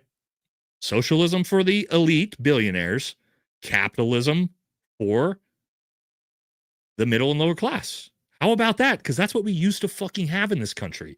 You guys understand why your grandpa was able to buy a fucking home on a single family income working as a machinist at a car shop and have 2 cars and a boat and a house, and his wife didn't work with 3 kids in the 1950s? That's fucking why. Okay? That's capitalism. Don't you want actual capitalism? Or are you too fucking retarded to realize that you're living in a system for almost communism for the poor and the middle class and extreme capitalism for the billionaires? Just something to think about. And look, if you are a billionaire and you support it, I get it. If you're in my chat and you're a billionaire, which there's probably none, but for the other 4,000 people in here, you most likely are in lower, middle, or even middle to upper class. And you're getting skull fucked. So instead of cheering on billionaires who don't give a fuck about you, maybe it's time to use your brain. Just something to think about. But we'll get into the economy here a little bit more. Again, you'll have people go, you're a communist for saying that. Yeah, and think about how I just saw this comment. Oh, commie Nate. Think about how fucking stupid you are. I'm advocating for no taxes on the middle and lower class. Communism says the most extreme taxes on the middle and lower class. I'm advocating for the polar opposite of socialism and communism. Do you understand that? Someone please tell me that they understand that. Why do you want to pay 40% of your fucking money in taxes? Why? I don't know. But people in here want to do it because they want billionaires to not get taxed as much. I don't know. Bizarre. It's bizarre, but you'll see it all the time. So, Pete Buttigieg got asked about J.D. Vance because, of course, he is going to be running for president. And I thought this was interesting. I think he, I'm not a Pete Buttigieg guy. I'm not a fan. I don't think, who knows if he's got a chance, but I think he nailed this one, actually, talking about J.D. Vance. You think that J.D. Vance is a fascist? If it's convenient for him to be a fascist, he'll be a fascist. Maybe later on he'll go back to being a Silicon Valley Democrat. He'll be whatever he needs to be. True. Right? I mean, this is a guy who went from Donald Trump as Hitler, what he said, to, I have seen the error of my ways. He'll be something new later on, maybe. Do you think that that's a bingo? Again, whether you like Buttigieg or not, that is JD Vance. That's JD Vance's story. JD Vance is the biggest fucking chameleon shapeshifter in politics. He was the biggest anti-never Trumper. Trump is Hitler. Trump is the worst human being alive for 8 years. And then pivoted on a dime. Saw the error of his ways. Does he wear eyeliner? Oh yeah, we got some stuff on JD coming up here in a minute where you can see the extreme eyeliner. Now, we've given Democrats a little bit of a, hey, not bad, last two. Unfortunately, we got to get back into the insanity that is the Democratic Party when it comes to the criminal justice system. And this is why I could never vote for any Democrat, is shit like this, because this is what 2020 to 2024 was, and they just won't stop. All things that are wrong are not illegal. And I'm not standing before you today telling you that what happened in that park was wrong. But I am standing before you today telling you that I trust the word of the attorney who was assigned to this case when he said, although those actions were wrong, he could not prove beyond a reasonable doubt that they were illegal. So what happened here is you had somebody jerking off in front of children at a park. And what Democrats said was, while that was wrong, it wasn't technically illegal.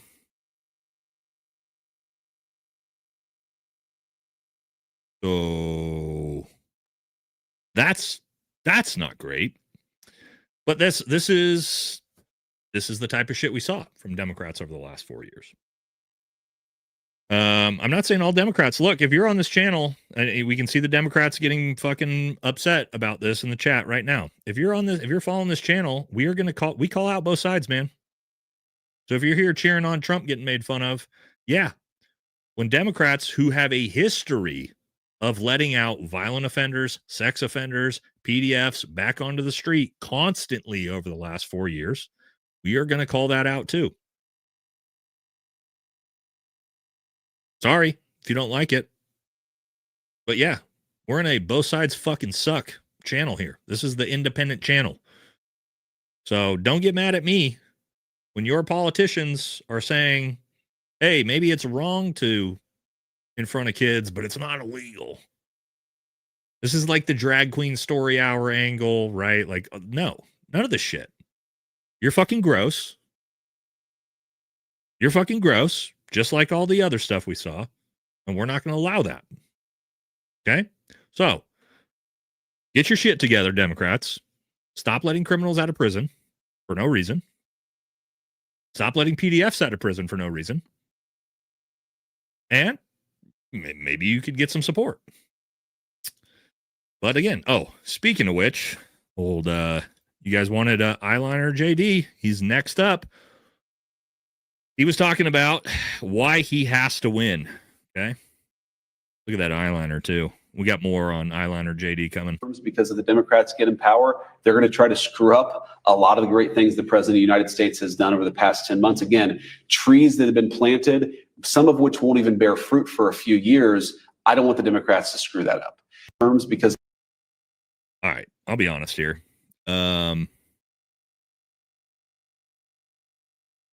What exactly in the last 10 months, what seeds have been planted that Democrats are going to screw up? Because all I see is like anti-American, pro-Israel shit being planted. Are they worried Democrats are going to screw that up? I don't think so, because Democrats are just as bad when it comes to the pro-Israel lobby. And that's why the America First movement, why this is so important and why it's such an important cross-party lines, and why I try to make this channel so accessible to the left and the right, is the America First movement is not predicated on it's a Republican movement. It shouldn't be if we were smart about it. It should be a cross-party divide movement. That doesn't mean we have to agree on exactly how to carry out the policies to be America First, but we at least agree on America First policies. And what Democrats need to do is they need to make sure that they have an America First movement in their own party. Okay? So that might look different than what we might think, but like, even though I'm not a big fan, guys like Bernie Sanders, right? Bernie Sanders has been fucking calling out our greatest ally for 2 years straight. I don't agree with the methods at which he is going to make America first or America great, right? But he at least is America first. So if we could at least get that, Young Turks is another one. Anna Kasparian, great example. I watch Anna and I'm like, I don't agree with everything Anna says, but my God, she says a lot of America First shit that I agree with. That needs to be the movement for all of us forward. Okay. And then once we filter out the America Last shit from both parties, the right and the left, then we can, hey, we'll figure out what's the best way to move forward with policy, right, left, center, all these different things. But both sides have to get this America Last shit expelled out of them. So to JD's point, what are you talking about, dude? What have you set up in 10 months? You know? All right. Now we got through Democrats. We're going to jump into Republicans. Then we're going to get into the economy. All right. And every time we start a new section, it's always Tim Dillon, right? Is he not just the best comedy when it comes to politics? I need to get a hold of Tim. I need to get on Tim's show. We got to do something together. Here we go. Let's talk about it. Talking about Republican Party, MAGA. Here we go. Get Trump here. And I do think, unfortunately, this kind of is the end of, and I say unfortunately, not because I care, truly, but I say unfortunately because it seems to not be doing anything good for anyone. This is the end of the Trump administration. This is the beginning of the lame duck presidency. Yep. It's obvious to everyone, even his most ardent supporters show up to the White House, like Laura Ingraham, and she's kind of shocked on what the hell's going on. Now we'll start, 3 years of talking about the ballroom. He will trail off. He will get older. He's adorned the White House in gold. Epstein's going to suck the oxygen out of a lot of this. We're going to talk about that a little later on. Apparently AI, by the way, the only thing I'm sure of about AI, I'm not an expert, is that AI, as soon as we have robots running around this country, they'll all be pedophiles too. There's no one in power that will apparently just not be a pedophile. All these robots will be pedophiles. Yeah. 100% will deal with pedophile robots. Our first robot president will be a pedophile. I know that. It's the only thing I know. Our first AI robot president will absolutely be a pedophile. Let's look at. Okay. So he's not wrong. I mean, that's about as true as it gets. It is what it is. All right. So if you didn't see this, guys, and we're getting to Republicans, right? I know we covered like a lot of it was Epstein and Trump, but we got to get into what's going on with Republicans, and it's Trump, right? Because this just also happened today. Another guy who's in the Epstein list, which just happens to be the Crown Prince of Saudi Arabia, showed up to the White House on the same day that we voted to release the Epstein files. I'm sure there's no coincidences, right? Like, or they're all coincidences. So if you didn't see what's really going on here real quick. All right. So if you didn't see this is what's really going on. Right. So yes, we decided in America first, everything's America first in this fucking administration. We've decided to give Saudi Arabia our highest fucking technological advanced fighter jets. Because Fucking why not? I mean, hey, we just had fucking the former leader of Al Qaeda in the White House. Why not? Why not just give fucking Saudi Arabia our highest tech fighter jets? Cool. So there you go. Yes. And Israel, of course, is the one setting this up. So yeah, nothing to see here. Yeah, so Saudi Arabia will now have equal tech as the United States.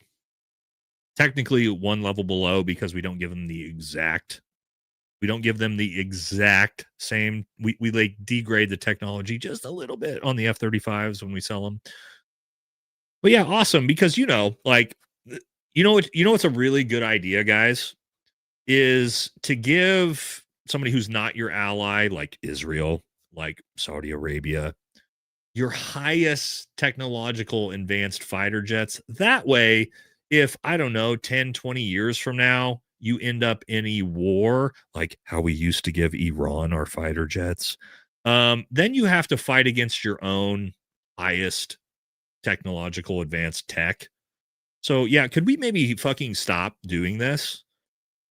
Could someone be like, hey, maybe sell them like F fucking 16s or F-18s, like maybe not F-35s, please. Like, could we maybe not give them like our most advanced shit? Like, can we stop? I know that your son-in-law got like a $3 billion investment from them, and that's why you're doing this. But could you please stop? Like, please stop doing this. Okay, that would be great. Thank you. But he brought him to the White House again, who, by the way, the Crown Prince of Saudi Arabia also sent Jeffrey Epstein a bunch of gifts, apparently like a tent and all this weird shit that's in the emails that just came out. Nothing to see here. No big deal. But yeah, this question got asked, and good for this reporter for doing this. Watch this. And if you don't know about all of the backstory to this, we can get into it here in a second, but watch this. Mr. President, is it appropriate, Mr. President, for your family to be doing business in Saudi Arabia while you're president? Is that a conflict of interest? And Your Royal Highness, the U.S. intelligence concluded that you orchestrated the brutal murder of a journalist. 9/11 families are furious that you are here in the Oval Office. Why should Americans trust you? And the same to you, Mr. President. Now, who are you with? I'm with ABC News. First of all, that's a fantastic fucking question. Saudi Arabia was behind 9/11. We know that. Talking about the journalist that, yes, they actually did murder and dismember for exposing the royal family. Fantastic question. Let's see the response of Donald Trump. Sir. You're with who? ABC News, sir. Fake news. ABC fake news. One of the worst in the business. But I'll answer your question. I have nothing to do with the family business. I have.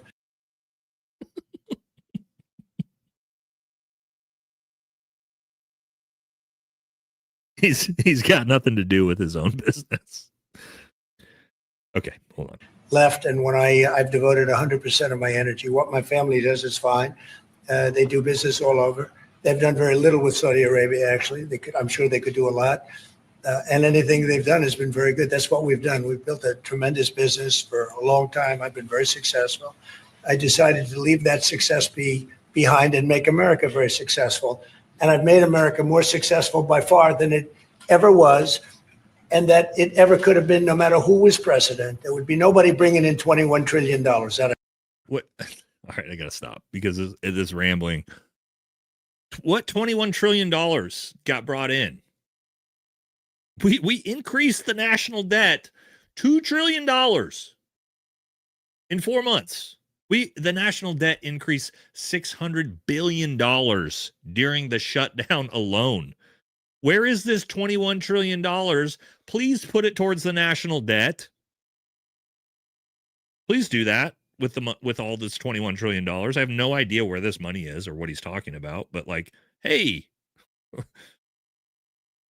pay down the debt, or I don't know what you're doing with it. But also, to his point, is there a conflict of interest that, I don't know, Jared Kushner is involved in a $3 billion deal to rebuild Gaza with the Saudis and the UAE? There's no conflict of interest there. Let me just say this. Do you remember when Hunter Biden was making coked out nose spray fucking paintings he was selling for like 250 grand a pop to China? You guys remember that? Yeah, it was sketchy. Yeah, it was fucked up. Yeah, we all said it was corruption. Hunter Biden was making like $500,000 off of his like coked out paintings, like 500K. And the Republicans were losing their fucking mind over it, which is wrong. Don't get me wrong. And Burisma and all this shit, right? A couple $1 million here, in which 100% he should be prosecuted. They should have all been prosecuted for. We're talking about billions. Just Kushner alone. Talk about Barron, his son, has made $120 million off of shorting Bitcoin hours before announcements of fucking massive tariffs on China and shit. What are we talking about, dude? Am I out of my mind? Like, nobody talks about this. Nobody talks about this as this was like just completely normal. Like, hey, yeah, Saudi Arabia, super cool.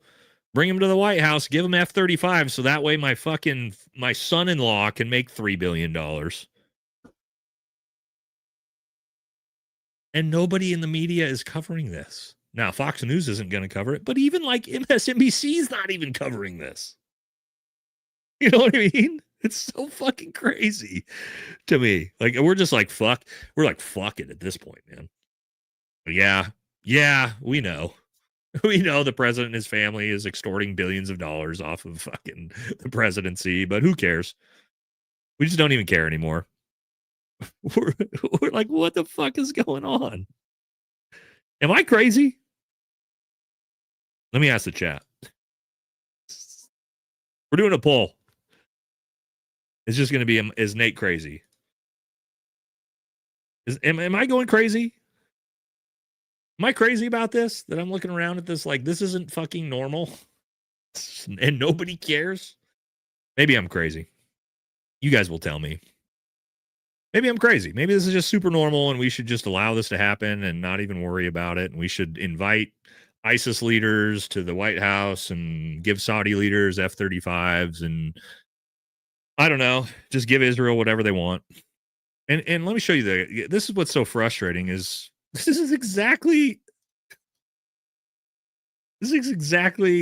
was Trump in 2016 talking about this exact thing. Look at the difference.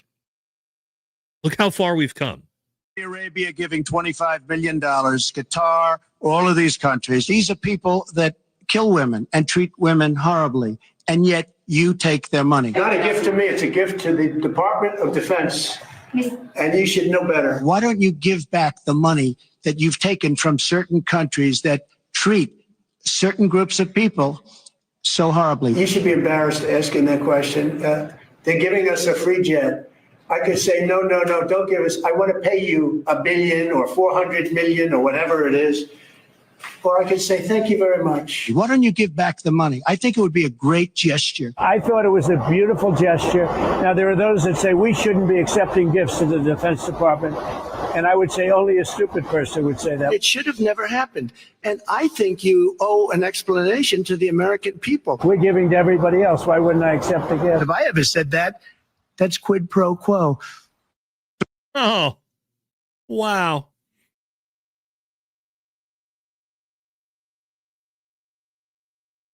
Yes, do you see? And this is for MAGA, because I was a Trump supporter in 2016, 2017, 2018, while I was active duty. You see the difference? You see the difference of where we started and where we are now? And it's so frustrating to me for the MAGA supporters who watch that and are like,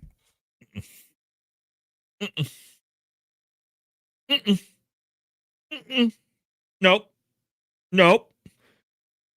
Like, come on, dude. It's just so insane that where we've gotten to, you know? But it's not. There is a lot of Trump supporters that are bailing, right? Anthony Sabatini, huge Trump supporter, has come out and saying the same things we are. This is what the Trump administration has done this year, bringing in 600,000 Chinese students, bringing in 1 million legal immigrants, including Indians, increasing the amount of H-1B visas, less than 400K deportations, importing 4 times more Argentinian beef to compete with American cattlemen, continuing tens of millions of dollars to Ukraine and Israel, blocking the release of the Epstein files, bearing young workers with 50-year mortgages. This is policies. These are policies, guys. It's not my opinion. This is the policies that's happening. And as he says here, absolutely insane and completely tone deaf. At this rate, the Democrats are going to have the biggest landslide midterm victory since 2006, all because the White House gave special interest groups and donors control. Because, yes, what did he do? He just had, a couple days ago, Trump had dinner with the CEOs of Blackstone, who is destroying the housing market, by the way, which we're going to talk about here in a second with the economy. JP Morgan, Chase, Goldman Sachs, Morgan Stanley, NASDAQ. Yeah, of course. And one more. Yes, now Trump taxed Marjorie Taylor Greene, but supports Lindsey Graham. How mentally retarded do you have to be to believe this is MAGA? I agree. And this is a hardcore MAGA. Someone who was hardcore MAGA, who is waking up. Right? It's just, and this is what I want to get into. The next one we're going to talk about. Accountability. What did we run on? What did this president run on? And again, this is for MAGA. And part of what I do, why I do what I do, is to hopefully bring, people that were or are part of MAGA and get them to realize what's going on. That's part of what we do here, right? To get you to understand that this is not conservatism. If you are conservative, you're not supporting conservatism at all with this president. He has done nothing America first. And everything that he ran on, he hadn't done any of it. You guys remember, this is what we're going to look at next. All of the promises for accountability, Epstein files being released, accountability for January 6th, the pipe bombs, right? Accountability for COVID. You guys remember COVID, Anthony Fauci? And I got a whole episode coming out on COVID pretty soon of all the crazy shit that basically the cancer rate and people dying from COVID vaccinations is skyrocketing around the world. You guys remember that? You guys remember COVID? Remember Fauci? All of these things we were going to have accountability for. We're going to have arrests. We're going to arrest Hillary. We're going to arrest everybody. Let's take a look at 10 months in what's happened. This is a great video made by this gentleman. Watch this. And it's a great point. Number of arrests, Russian collusion hoax, 0, right? They say now that there's been 1 or 2 or whatever. January 6th, 0. We can talk about the pipe bomb person that is now confirmed to be the CIA asset, right? We can talk about the Mar-a-Lago raid. Who's been arrested for that? 0. Biden auto pen situation, 0. 2020 election, 0. Epstein pedophile arrest, 0. COVID-19. We know now that in fact is the right thing. I mean, for God's sakes, the RFK is the one who's the HHS director who wrote the Anthony Fauci book. Where's the arrest? We have the proof. Benghazi, none. Doge findings, all the fraud, waste, and abuse that was uncovered. Where's the arrest for that? Yeah. 0. Ukraine impeachment hoax, 0. American people are coming together right now. When we're saying, hey, give us the Epstein list, we want to hold people accountable. Child trafficking is wrong. Child exploitation is wrong. It's evil. It's demonic. And we know things are taking place with children. Obviously, Pam Bondi, you said tens of thousands of videos of children. Yep. Who are they? Who made the videos? So there you go. And that's if you're hardcore MAGA. Those are all things you were promised. You were promised all of those. Goose eggs. Yes, to Mark's point. Nothing. And that's if you're hardcore MAGA, right? You want people behind January 6th and the Russia collusion hoax and all these things that, I kind of think are non-starters. This is for hardcore MAGA. You got nothing. You were given fucking nothing you were promised. Nothing. And you still sit there and suck that fucking Cheeto dick, Brandon fucking Tatum and Benny Johnson just gargling it when you were given fucking nothing you were promised. And you still just bend over and spread your fucking cheeks regardless, man. Like, think about these fucking people, man. You know what I mean? Thank you, sir. Can I have another? As you just get fucked. It's just unreal, dude. That's MAGA. That's MAGA. Think about that. It's just so fucking crazy to me. And like Democrats can watch this, like, and here's the thing, Democrats can watch this, whatever you believe, and are like, yeah, well, we told you so. Right? But they're kind of not wrong. But for people who were hardcore MAGA, aren't you like, hey, this is weird? You did nothing you said you were going to do. And in fact, all you're doing is just giving money to fucking Israel and Argentina and Ukraine. What? How is this? The economy's terrible. Like, what did you get? What did you get? Like, let me ask you, for there's probably like most of like the actual MAGA have like crashed out and they've given up on the stream by now, 2 hours in. But like, let me ask you in the chat, if you're still here, what did you get out of what you voted for? What do you look at this and be like, yeah, I'm sure glad X happened. Like, what were like everything that was that you voted for with Trump? And and here's the thing, guys, I do not subscribe to. You'll see this all the time with Democrats. It'll be like, yeah, well, when people like Marjorie Taylor Greene come out and be like, hey, yeah, I was wrong. And they'll be like, yeah, well, fuck you. You should have known better. No, I don't subscribe to that at all. Look, the people that voted for Donald Trump because he promised them. He promised them something different. He promised them America first. He promised them a good economy. He promised them accountability for all of these things. You got nothing from that. That's not the voters' fault. But it is the voters' fault who looks at this and goes, wow, he lied to me about everything. I'm just going to keep supporting him because I have cognitive dissonance and I can't get out of this sunken cost fallacy because I argued with my friends about how Trump was the best and now I can't back down. That's what you got right now.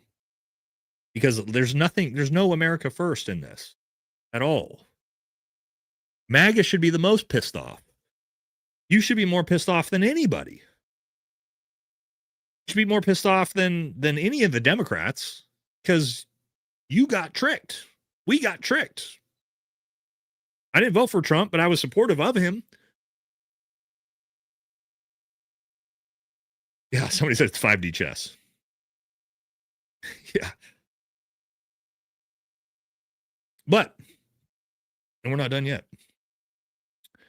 We're almost done with this for Republicans. But even more, let's talk about more America first. You see this? Here's some more America first, guys. Trump kills plan to make airlines pay passengers for disruptions. Delta and United each gave him $1 million to his inaugural fund. So now, if you have your flight delayed or canceled, you don't have to be fucking reimbursed for it, thanks to Trump. Are we winning? We winning, guys? Is that America first? Yay. There you go, because that just happened 4 days ago.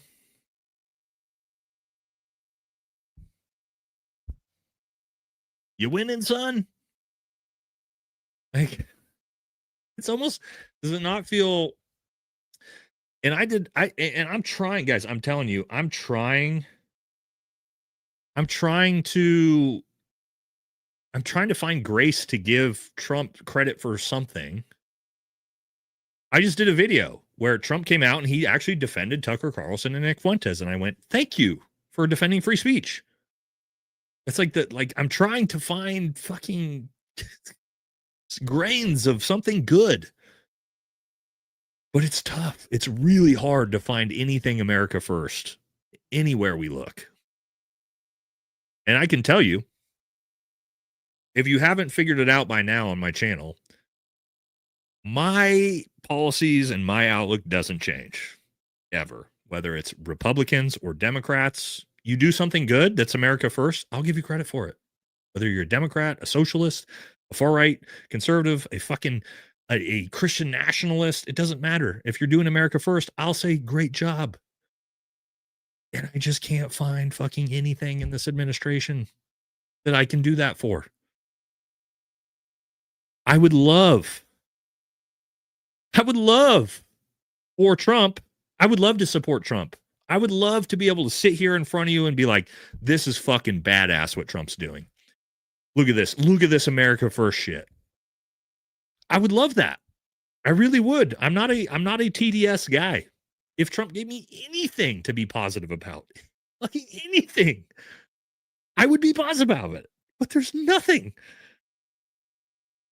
There's nothing positive. There's nothing America first. I just pulled it up. Look at this. This is the type of shit we're talking about. Like, what the fuck is this? It's so crazy, the point we're getting to here. It's crazy that you can't find a single America first anything. The closest we can get is Trump saying Tucker Carlson should be able to platform Nick Fuentes. That's the closest we could. Yeah, he ended the shutdown. I gave him credit for that. I did. I gave him credit for that. You guys remember that. But it's so hard to find anything with this fucking guy. But speaking of which, Nick had a great point here.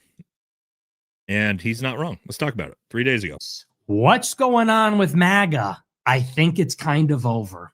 Trump's epic disavowal of Marjorie Taylor Greene and Thomas Massey today on Truth Social. And I have to say it, I told you so. I told you that it would be like this. Golden age, the golden age of Trump's second term. How's everybody feeling tonight? How's everybody doing? Are you getting bored with winning? For all of you plan trusters, hey, plan trusters, guys with the Halloween pumpkin MAGA hat. Hey, Trump loyalists. How we feeling? Are you winning, son? Are you bored with winning all the victories we have? Yeah, it's not doing so great. Not doing so hot. Guys.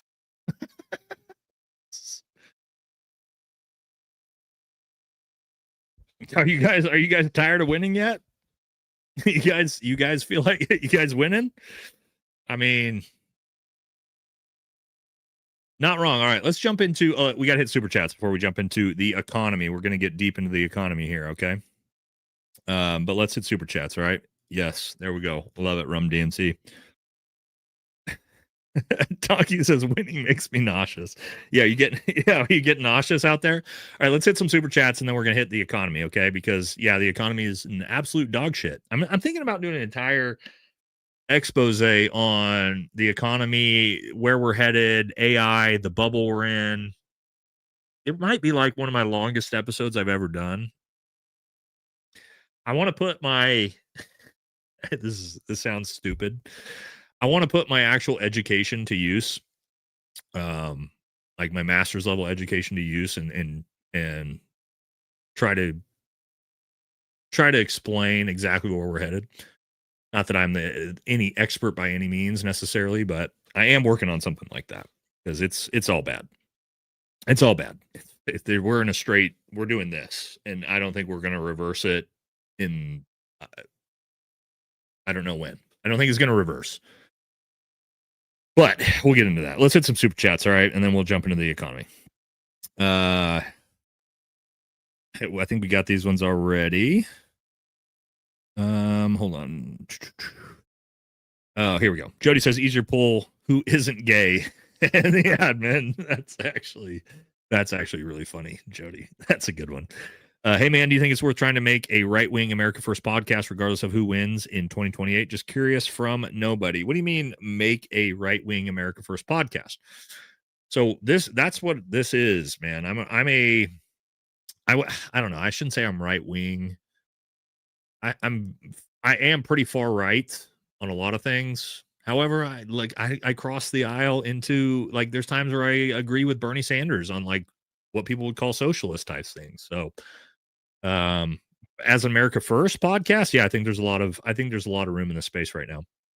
I think this is where the conservative movement is headed, and even I think a lot of Democrats are headed. Liberals and conservatives are not that far apart in a lot of ways, and I think a lot of America First liberals and America First conservatives are like in agreement on like 80%. So, yeah, man, give it a shot. See what happens. I think Elon is an actual trillionaire after he gets his buyout from Tesla. Yeah, Putin is. Cash is just back. Cash is over the yeah, okay. Yeah. Somebody one of your firefighter buddies gave us the acronym.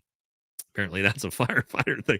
Why is like what's the deal with firefighters and getting over the pants jobs or over the pants hand jobs? Why is this a firefighter thing? Can somebody explain why firefighters are so into getting jerked off outside their pants? Is this something I'm missing? You're the second firefighter to bring this up, so it's got to be something. Anyway, Rangers GB firefighters except Cash is actually gay. Well, yeah, we're kind of thinking. Blattner worked for Blackwater. He is not good. Yeah, so did my buddy Jimmy Watson, who I fucking love to death, dude. That doesn't mean anything to me. You honestly, man, I'm a fucking Green Beret. I went and did just as disgusting shit on behalf of the U.S. government as anybody else did. So you should judge me just as heavily, which I did. And I'm not proud of it, but I did it. Okay. So relax with that is what I would say. Elon Musk tweeting about the migrant invasion in Europe, then turns around and pushes for H-1B. Yeah, I know. Elon's a big H-1B guy. Yeah, I'm not a fan of that at all. The rich privatize gains, socialize the losses. Exactly right. That's what I said. Exactly what I said. Who do you think runs our country? And why are regulations not in your favor? Who runs the country? That's a difficult one. I'm not going to say like, oh, it's Israel. They have a lot of influence. It's the billionaire class, right? Across the board. They make all the decisions at the end of the day. Not the American people. You know, Aussie vet here. Ooh, we love Aussie. Saw somewhere Plattner was part of Blackwater. Would that be a problem for his campaign? No, absolutely not. Like I just said, I don't care if somebody was a military contractor, man.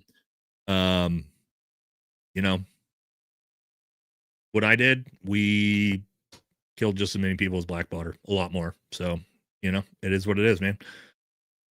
I'm not going to judge a guy who did 4 combat deployments. And in my opinion, is an American hero because he worked for Blackwater. Okay, we all made this. We all made that decision. Look, looking back on it, do I regret it? No, I don't regret. I don't regret anything I did in my life. I love being a Green Beret. I love everything I did in the military. Do I think what we did in the Middle East was horrific in a lot of ways? Yes, but I didn't really understand at the time. I was under the, I don't want to call it brainwashing, but I believed that what I was doing was in the best interest of the United States and the American people when I did it. Okay. That's what I believe. And my teammates as well. And every other Green Beret and infantryman and Marine that fought the global war on terror. I believe we signed up and we thought we were protecting the United States. And I can't look back at hindsight 20 years later and go, oh, I should have known better. I don't think that's fair to any veteran, including Graham Plattner, including me, including all the other combat vets who went and fought the war. I don't think that's fair to do.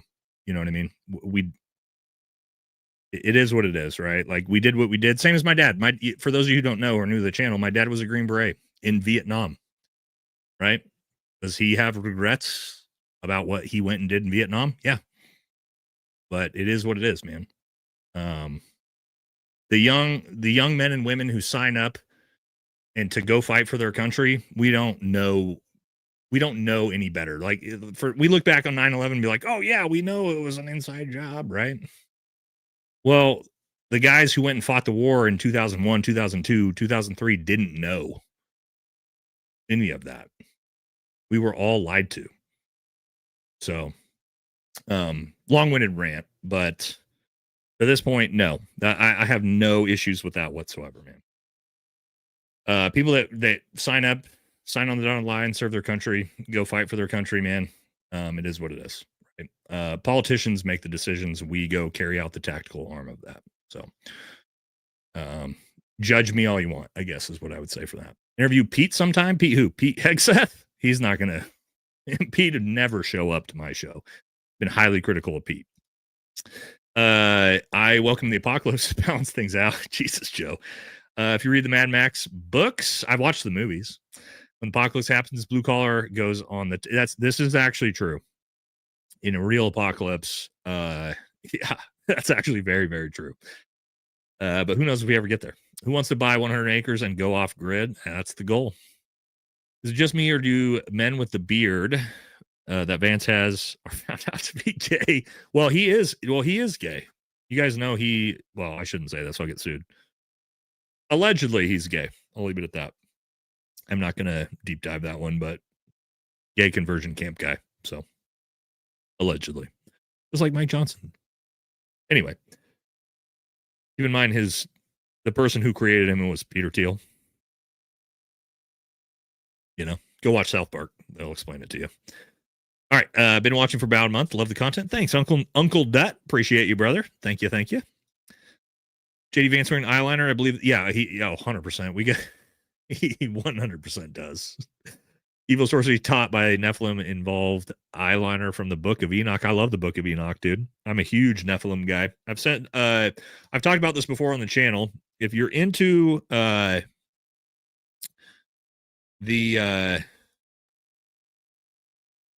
you're into this type of thing, the Book of Enoch, this is the best video on the internet. It's from 12 years ago, almost 10 million views.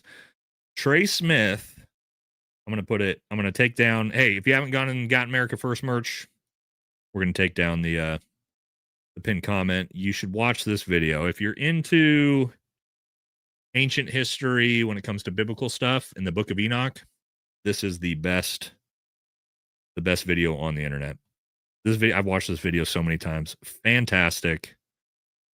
Trey Smith, go watch this video. If you're into it, it's a watch, but you will watch it and you will come out most likely going, oh my God. There we go. Should be up there. Trey Smith talking about the Nephilim. That's like a huge sidetrack, but I'm telling you, I watched it close to 10 years ago. Yeah, I'm big into the Nephilim and biblical history and things like that. Song Maps by Yeah. It's different. Yeah. Digging the JD Vance look. Is he going for pirate or genie? Yeah, he's a theater kid. He is. He's a theater kid. They're all theater kids. It's like Aaron Love. My buddy Aaron Love said all these politicians are theater kids. Anna. Oh, okay. Come on. We can't say that. We're trying to get Anna to come on the show still. I'm talking to her producers. I don't know if she'll ever do it, but we're big fans of Anna here. But we can't say stuff like that because then she won't come on. Thank you for your service. My day is Veteran Marine. My day is Veteran Marine. You rock. Well, thank you. My day. Oh, your dad. I bet you're trying to say my dad is a veteran Marine. Well, thank you, Michelle. Appreciate you. Shout out to Matthew Norp. Rip. He exposed Trump. Matthew Norp. Rip. I don't know that one. Americans were once rebellious. What happened? Yeah, not anymore. We're placated by our iPhones, brother. Birds of a feather, man. How many predators does Trump need to surround himself with before MAGA wakes the fuck up? You'd think, but we're not there yet. That video of Trump 2020 hat burning was my video. Oh, it was? Yeah, that video went viral, dude. I don't know how to prove it, but I posted it on X the night before. Yeah, dude, it's super viral. I've used that in a couple of videos. That's wild, man. Super viral video of him burning MAGA hats. JD is a Manchurian candidate. Yup. Don't worry about the F-35s, Nate. The Saudis will fly them back to the United States. Oh my God, dude. AJ, that's a good 9/11 joke. Look, man. I can respect a good 9/11 joke. It's been over 20 years. We can make 9/11 jokes, and that's a good one. There we go with the pseudo alpha male Trump fake news charisma to keep MAGA hypnotized. Yeah, I don't know. Trump's like the least fucking alpha male person on the planet, by the way. Our greatest, Bobby, what's up? Our greatest ally has tentacles in our politics and media. That's why they call that shit on TV a program. My brother just saying, yeah, dude, and don't worry, that's going to be the last part of the show. As always, we're going to do economy, Israel. That's the last part of the show once we get through these. Battle drill 14, react to contact while mounted, apply to Humvees with turrets or just strikers and IVFs. I don't know, brother. I was not a mounted infantryman at all. So if we got any striker brigade guys in the chat, they will let us know. but I was a Green Beret. I walked around on feet with fucking Indige, fortunately. So, and flew in on helicopters mostly. Presidents for sale? Well, he's already bought, I think, Joe. Said JD Vance has 3 names, 2 religions, 3 sexualities. The Associated Press pulled multiple records. JD has had 4 names. Yes, yeah, he has had multiple names. He's a fucking chameleon, like I told you guys. MAGA wasn't about Trump, but Trump made it about himself. Not surprising. Yeah, and he's destroyed it at this point. Pam Bondi is Miss South Carolina. Is that true? I didn't know that. Thoughts on the United States veterans dying in Ukraine? Hopefully we don't have any. Well, if veterans want to go fight in Ukraine, man, then fucking knock yourself out. I don't know why you'd want to. Or if you want to go fight and die in Israel, go ahead. Just don't use our tax dollars to do it. That's where I'm at. I'm one fighting. Love your channel. Appreciate you, preacher. Ben says, okay, unique situation with Trump. He's an embarrassment and he's lost it, obviously. What if Patel, Bongino, and Bondi actually want him out? I don't believe that at all, man. I don't believe that for a fucking second. I think they are little shills, dude. And they will do whatever he says. That's what I see out of those people. Donica Lewinsky failed me. Yeah, that's always a good one. JD DeLay, our boy JD, which, by the way, guys, we got a Christmas charity live coming up pretty soon with me and JD. Says, but he came up with Make America Great Again. Yeah, but JD, here's what we don't talk about. MAGA is still alive and well. You guys realize this, right? Make America Great Again is thriving. You guys think I'm being obnoxious or sarcastic? I'm not. Make America Great Again is fucking thriving. And I talked about in a previous video, you just have to put the fine print. The fine print of the contract was this like parentheses for, and like for Israel or Argentina or tech billionaires, for the military industrial complex. Like, yeah, we've made America fucking awesome for a lot of people. Everyone except for the American working class person. So like Make America Great Again is still it's the theme. It's just you got to put the 4 asterisks after it and, you know, discuss who it's been made fucking amazing for, right? It's been great for Jared Kushner. It's been great for the Saudis. It's been great for the Qataris. It's been great for Israel. It's been great for Ukraine. It's been great for, Argentina. Like we can go down the lines, but not great for the American people, unfortunately. Democrats and Republicans are for the elite billionaires, neither are for the actual American. There you go, Greg. It's almost like you took the words right out of my mouth as I was saying it. Perfect timing on that. Thank you, Doomsday. Been telling people for 10 years Trump does not care about us and will screw us any chance he gets. Starting to look that way. MAG is experiencing our Obama, Bernie, etc. reality. Join the duopoly. Check. Yeah. We're getting there. Needing advice. Father, husband, school time, full time, working 30 hours a week. I'm struggling to keep my head above water. All right, man. I know you're not going to like to hear this. Zaf, the reality is double what you're working. And I know this sounds like really shitty to say, 30 hours a week as a father and a husband, school full time. Well, you're going to school full time, so you probably can't. Fuck, dude.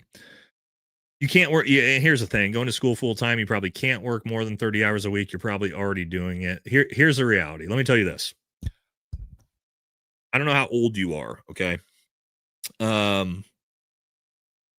You're doing the right things, okay? You're going to school, you're working, like you're setting yourself up for higher levels of employment and all that type of stuff. This sucks to say, but as a guy who did a job in the military and special forces for over 10 years, a lot of times that included being gone from my family for, and this is not an exaggeration, 6 to 9 months a year, every year. So ask yourself, could I be away from my family for 6 to 9 months a year, every year for 10 years?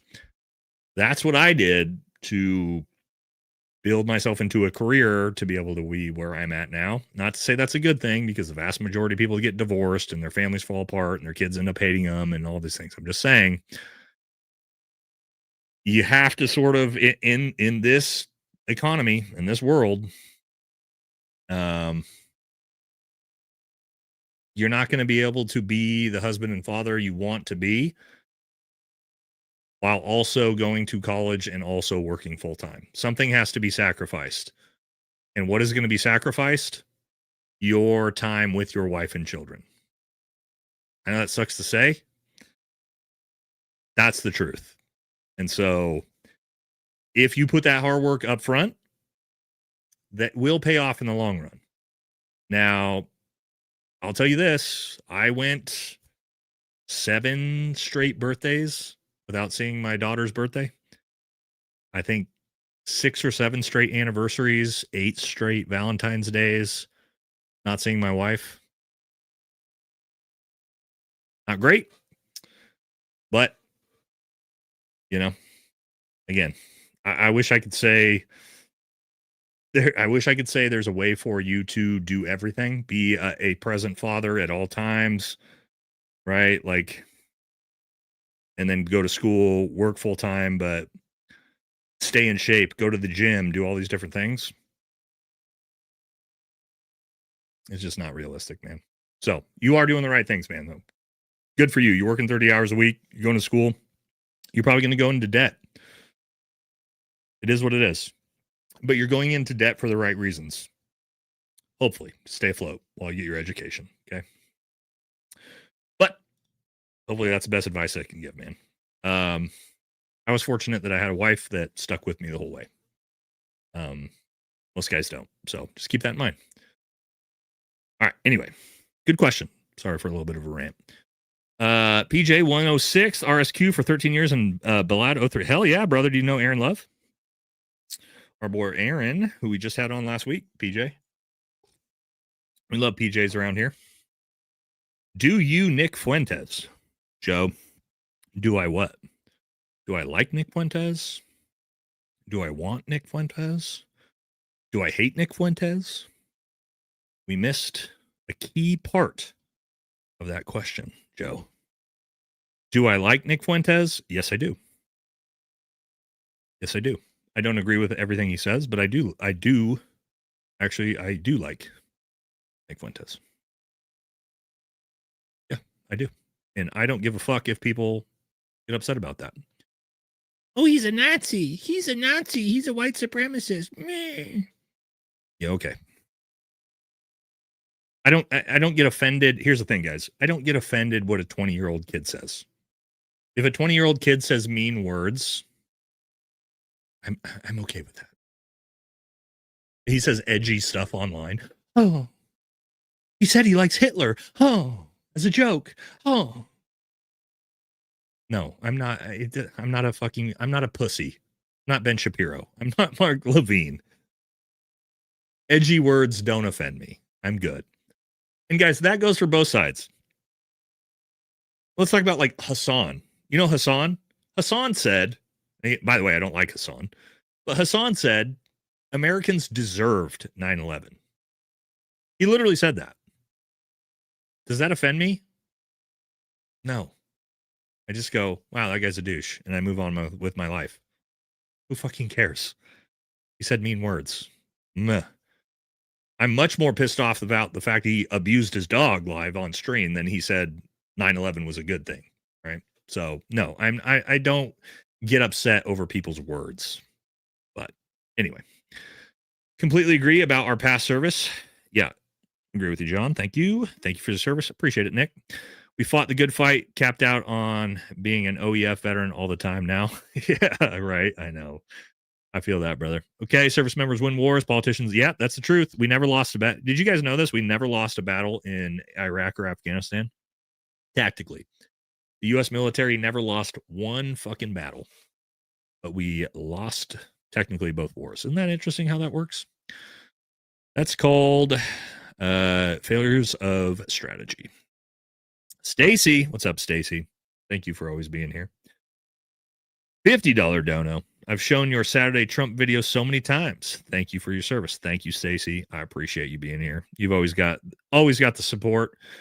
Also, Stacy just talked mad shit to Matt the other night, which Nate and Nick 2028. Nick's not old enough. I'm old enough. Nick's not old enough. You'd have to wait till 2032. So Trump is an unusual case. He's a liability and embarrassment. He's no longer powerful. What if Bondi, Patel, and Bongino want him out? Oh, wait. Didn't we already get this one, Ben? I feel like you already sent this. I think you doubled it up. Well, thank you. But again, we talked about that already. Cash is a G word, MAGA is a R word. That's good. We're going to get into the rest of the show here in a minute. You guys are just blowing me up here. Do you think military will turn on us once BlackRock and the elites want us usher in the NWO? What will get us to go in civil war? Matt or Mike, turn on us? No. This is always the discussion. Are you going to use the military on American citizens or anything like that? No, I don't think they'll turn on us. Most of the military is the most patriotic people in the country. They want to sign up and serve. I do think there's a break point where this is why I'm like super against the National Guard being in. If JD's still in here, he knows this. I talked to him about this when I was down in Portland at the Antifa riots, why I'm so against the National Guard or the military being used domestically. I don't like the idea that potentially we get to a point back like we were with Kent State, where you have soldiers killing American civilians. No, I don't think so. I don't. Not in the near future. I don't think we get there. I don't think that's how they make this work. I think they're far more subversive with it. What I mean by that is they're not going to deploy the military to take control of the country. They're going to subversive is a unconventional warfare tactic where you infiltrate society through different means, right? So you use propaganda, psyops, all sorts of different methods like that to control people rather than using military force to control people. I think we're going to see that far before we ever see military force. Anyway, a little bit of a rant there on that. No more juice. I get what you're saying, Bagman. Fought my heart out in Helmand Province for this, brother. Helmand is a fucking oof. Wonder where you're at in Helmand, man. Musa Calais. That's a big yikes, brother. Helmand was the nastiest place in Afghanistan for most of the war, for sure. Spent most of my time in southern Afghanistan. Myself, Kandahar, Nauru's gone. But yeah, MTG is going with Make America First. Yes, she is, and that's why we support. That's why we support her. Israel was behind Harambe, and this is where it all fell apart. Rudy, we talked about this on the live the other day. I feel like everything fell apart the day Harambe was killed. You know, that's what I really think happened. All right. All the Marines in Ukraine, from me to you, disagree. Russia stolen 20,000 kids, raped. Thanks for, yeah, I mean, okay. Sure, man. This is just propaganda both ways. I'm just not going to get into that. I'm sure Russia did horrible things and Ukraine's also doing horrible things. Ukraine is also running one of the biggest child sex trafficking rings in the world. So there's that. We are losing millions of jobs. AI, yes, and this is what I'm gonna do the economy video on, is exactly that. And these massive companies pay no taxes so they can employ workers. Doesn't that mean it's time they pay their fair share? Longtime fan. That's going to be a tough discussion that has to happen as AI and robotics sort of gut the American workforce, which it's going to, and that's why all this investment into AI and robotics is happening to increase profits. We're already seeing the start of it. At some point, yes, you're going to have to turn into some UBI system to where people don't even have to work. And then people don't have a purpose in their life and everybody gets hooked on fentanyl and kills themselves. So anyway, yeah, this is going to go into the long-winded economy video I'm going to work on. But yeah, it's a big issue. After all that sacrifice, will you allow Epstein class to take it and give you UBI? There you go. I won't, but a lot of people will. Let's try to be America first without aligning people to convince you that means white Americans first. Yeah, and see, this is where I break with Nick Fuentes pretty heavily. And even though Nick also, if you listen to him, he actually he'll break with his own sort of obnoxious rhetoric and talk about this too, where he believes every actual American. So I don't think he really believes the whole white nationalist thing as much as he uses it as a inflammatory talking point. But yeah, the whole white Americans first is not for me. I'm not a hardcore white nationalist race guy when it comes to this. I'm just America first. American people. Whether you're Hispanic, black, white, Native American, doesn't mean shit to me. If you're an American, we're all in this together. So the whole race thing, to me, sorry if that's your thing. That's where I break on that one. Definitely not a white. I'm a nationalist. I'm not a white nationalist. So anyway, let's jump into, we made it. Let's jump into the economy. All right. So JD Vance, and this is a eyeliner JD Vance, here to let us know about why housing is unaffordable. I'm actually shocked that he came out and said this, but they assume that you're all fucking retarded. So why not? So he's got the heavy eyeliner on in this one. He's got the makeup.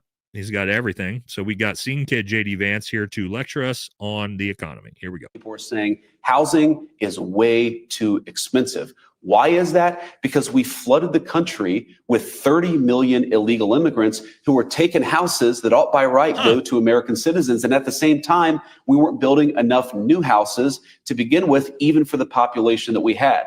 So what we're doing is trying to make it easier to build houses, trying to make it easier to build factories and things like that so that people have good jobs. We're also getting all of those illegal aliens out of our country, and you're already seeing it start to pay some dividends. All right, look at this eyeliner, by the way. I mean, he's getting full scene. He's getting full Scene Kid. And my wife was a Scene Kid. All right, we're an emo family, by the way. So I know we know Scene Kids when we see them. But let's talk about that. What he just said there. The reason why. We'll break this down. I know this is like, it's Fox News, right? He's in an interview with Sean Hannity, and Fox News boomers are fucking retarded, and they love this type of stuff, okay? But the reason why the housing market is so expensive is because of illegal immigrants. Let's really think about that. Regular Americans working high-paying jobs can't afford to buy a home. But yet JD Vance's argument is the lowest paid workers in the fucking nation, illegal immigrants, are buying up all the housing. It's not Blackstone. It's not BlackRock. It's not all these corporations who are buying up all the housing. It's the illegal immigrants. Oh, it's those dang Mexicans buying all the homes. That's, again, it's Fox News. They're fucking retarded boomers, right? It's those damn Mexicans buying the homes, right? Like, okay, dude. We know what this is. Are Hispanic illegal immigrants renting a lot of these homes? Sure. But no, it's the corporate buying of the real estate market. It's Blackstone, by the way, is the main company that's doing it. BlackRock is doing part of it. These giant corporations that are buying up all the housing and then artificially driving up all the rent. Okay. No, it's not. It's not illegal immigrants who have just all these people who are seeking a better life coming across the border illegally, which I don't agree with, by the way. I am far right on this, but no, they are not the ones buying all the homes. They're not buying the house. And the H-1B ones who are also, by the way, because I just saw this comment, what's the H-1B ones buying all the houses? On average, the H-1B ones are being paid 40% less than regular Americans. They also are making fucking nothing wage-wise comparatively. So no, it's Blackstone. It's BlackRock.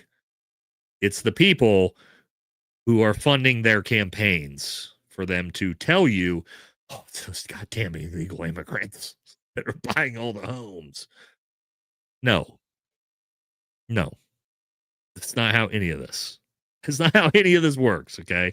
Don't get fucking gaslit. And here, this is the Trump administration. There's more of it, okay? Then we're going to get into the cattle industry, right? Which, again, I live in an agricultural ranching area, okay? He's going to try to tell you why beef prices are so high. Wait for this. It's those damn illegal immigrants. Watch this. Take on what you just heard. He's expecting $10 meat. Well, Maria, the beef market is a very specialized market. It goes in long cycles, and this is the perfect storm. Again, something we inherited, and there's also, because of the mass immigration, a disease that we've been rid of in North America made its way up through South America. As these migrants, they brought some of their cattle with them. So part of the problem is we've had to shut the border to Mexican beef because of this disease called the screwworm. So we're not going to let that get into our supply chain. And again, I don't want to focus on one product. It's a very important product, and we are laser focused on this issue. And but what? So there you go. The reason why cattle is so expensive is because illegal immigrants brought their cows with them into the country. It has nothing to do with $40 billion to Argentina and bailouts for the Argentinian cattle market or gutting our ranchers. It has nothing to do with that. It's because illegal immigrants brought their cows with them into the country. And brought screwworms with their cows. And so we can't buy those cows. Okay. Sure. Yeah. It has nothing to do with the policies that we're putting forward that are gutting ranchers. And again, yeah, it's immigrant cows. It's immigrant cows. So again, you can't fucking fool me. I live in a ranching community. We know exactly why ranching is being gutted. American ranching is being gutted, and it's due to foreign policy, not illegal immigrant cows. Okay, so here we go. This is the Trump administration. Illegal immigrants are buying all your homes, and they're ruining the cattle market by bringing in their illegal cows. So there you go. Cartel. So it's a cartel. Dan from Tasty Gains says cartel cows. Which, by the way, we got our Tasty Gains right here. If you don't already have Tasty Gains, this is not actually a paid ad, but just because I saw Dan in the chat. Creatine gummies, who've been my longest supporter of the channel. By the way, go grab yourself some. I'd give you my link, but I'm not gonna get into that right now. Let's talk about this. If you didn't realize, state by state, you didn't know this, 23 states are in a recession. That's not good. With 11 more on the brink, and if you look at the breakdown, if you live in my state, already in a recession. So here's the breakdown, state by state. Hopefully you live in Texas or in some of Arizona. But yes, half the country is already in an economic recession, which is not good. Another one third of the country about to be in a recession. A couple states doing pretty well, which, to be honest, most of them actually are conservative states. Texas, Oklahoma, Arizona, Utah, Idaho, doing pretty well. Texas always crushing, right? But yeah, my state not doing well in Oregon. But anytime you see stuff like this with half the country in a recession, not great. Okay. Now let's check out the housing market. Because again, it's the illegal immigrants' fault why you can't afford a home. Is it because of illegal immigrants or is it because of this? Let's take a look at the difference. Baby boomers, when they bought their homes, the median household income was $23,000 a year. And they were able to buy their home. And I believe my dad told me the other day he was able to buy his for about $70,000. This actual the same time period. $83,000. So 4x your yearly income, you were able to buy a home. Today, not looking as great. The median household income is $74,000, where the median home price is $470,000 fucking dollars. So back then you needed about 4 extra income. Here you need what? I don't know the math on that. 6 extra income. Yeah. That's as you can see, median household income has about tripled. whereas housing prices have what, 6x'd? That's not great. That's not great. And that's a big problem. But don't worry, the White House came out to let us know last month's jobs report how well it's doing. So thank God. Thank God there is good news in the jobs report because, again, we've lost 1.1 million jobs. Actually, and that's a massively deflated number. I'll explain this here in a second about how many we've really lost. But thank God we've got some good news. Let's see what it is. So we're just not going to release it. Look. The Democrats may have permanently damaged the federal statistical system with October CPI and jobs reports likely never being released. And all of that Oh, we didn't like the job data. We didn't like inflation, so we're not going to release it. Pull the rug over everybody's head. So, yes, we decided we're just not going to release the job data. We're just not going to release the numbers. It's the first time I've ever seen that happen. So rather than be honest about how terrible the job market is, we're just not going to release the numbers, or that we're not going to release the inflation numbers, and we're not going to release the job numbers.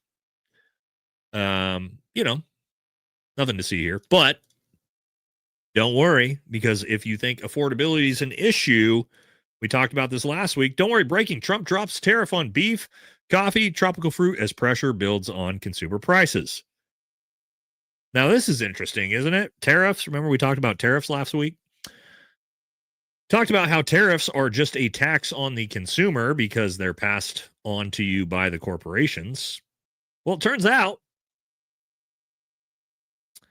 those tariffs, now we're going to remove them. Even though you were told tariffs don't increase prices, we are now going to remove the tariffs to decrease the prices. So it's almost like it's exactly what I told you last week, that tariffs artificially increase the prices on the consumer. Now, to reduce prices on the consumer, going to remove the tariffs. So what is this called? Tariffs are taxes. Yes, they are. You know what this is called? This is called creating a problem so that you can induce the solution. You see what we did? We created the problem. We inflated prices so that we can solve the problem by decreasing prices. But don't worry. People will think that's a, super great idea. But don't worry, because again, we're doing great things with our finances here. Pete Hegseth is on the case because, yes, I just found this out a couple days ago. Since we changed the Secretary of, the Department of Defense to the Department of War, well, there's a lot of names changes and sign changes that have to happen.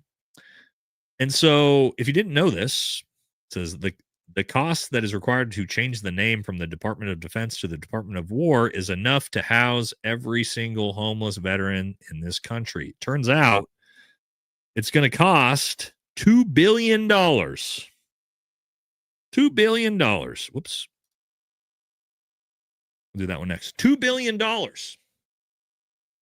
to simply change the name everywhere of the the Department of Defense to the Department of War. $2 billion to change names. Rather, somebody said they tagged me in it. Well, at Aiden, I saw it. So instead of using that $2 billion to, I don't know, just literally house homeless veterans, we're going to use it to change the fucking name. It means nothing. Do you think anybody gives a fuck what the name of the department is? Department of Defense, Department of War, Department of Goglin Trumpcock, which is basically what the guy who's running it is doing. Like, nobody cares about what the fucking name is. Right? We don't care about what the name of the department is. How about we not spend $2 billion on that? There's probably better things to use that on. Like, I don't know, paying our troops during the shutdown. But that's the economy. Oh, also, let's get into finance. Okay. I'm not going to, and I'm going to say not financial advice, right? There's the whole financial YouTube market. I'm not going to do that. I'm not an expert on finance. I will tell you, there's a lot of nasty signs in the economy right now. So let's take a look at a few of these. It says breaking, according to Berkshire Hathaway, who I typically kind of trust because Warren Buffett is sort of the GOAT. Says to the housing market could crash by 2026. Are we going to witness 2008 happen all over again? So, says everybody knows that BlackRock bought 50,000 plus homes in 2020 to 2021 and caused one of the greatest illegal scam. Now 30 million more baby boomers are about to hit the market. All right. So 1 in every 7 homes in some cities went to institutions that we talked about, Blackstone and BlackRock earlier. Many offers were 20 to 30% above asking price. This wasn't investing. This was a takeover. So yes, that's what happened in 2020 to 2021 is you had a massive purchasing up of homes by institutions. And now you're going to see this massive artificial raise in rent and different things like that, inflating the market, as Art Langston said. Absolutely correct. On top of that, you have the massive debt spiral that's spiraling out of fucking control right now. We talked about this earlier. You have the total U.S. debt increased by $620, almost $1 trillion just during the shutdown. We've now passed the $38 trillion in debt mark, which is just, and they're still printing more. I believe the Fed has announced that they're going to print another $1.5 trillion on top of this. Now, what does that mean? We have, if you didn't see, I believe where we got it here. Maybe I missed it. Oh, here we go. This is also happening, guys. Our creepy ass fucking Epstein, JD Vance producing Peter Thiel, even though he is a fucking weirdo, you need to watch people like this because a lot of this is happening. So Peter Thiel has dumped his entire NVIDIA stake, 76% of his Tesla shares, selling all of it, intensifying bubble fears. And then, of course, you get a Michael Burry meme here saying the same thing. Michael Burry is now entire portfolio short positions like NVIDIA, Palantir. Okay. And then on top of that, you have even more big names. 3 investors who predicted every major crash just liquidated everything. Ray Dalio, who, by the way, you should watch his stuff. Fantastic. And when it comes to the economy, says economic heart attack coming. Michael Burry, $98 million bet against NVIDIA. Jerry Grantham, 50% market collapse. Now, I'll tell you, a lot of these guys have been predicting the next crash for the last 20 years. However, what you have right now is you have the stock market at all-time highs, and you have the economy and the labor market at some of the worst in the last 20 to 50 years at the same time. It doesn't make sense. And the entire reason why the stock market is still being propped up is due to this AI bubble between NVIDIA, Microsoft, Google, who's the other ones? Oracle. There's 2 more. I'm missing 2 more. But anyway, yeah, six companies holding their market. So yes, they're basically what they're doing is NVIDIA is the block piece because they make all the chips, right? It's all this AI bubble, which they sell the chips to Microsoft and OpenAI, who then invest back into it. So they're basically just spending money back and forth at each other, inflating the stock market artificially. And we're at all-time highs, even though none of it's real. It's all facade. And so now what you have is some of these massive billionaires who are all just getting the fuck out of the market. Again, not financial advice, okay? But I'll tell you, if you want, what I'm doing is I am like 80%, for those of you who are in investments, I'm like 80% cash right now.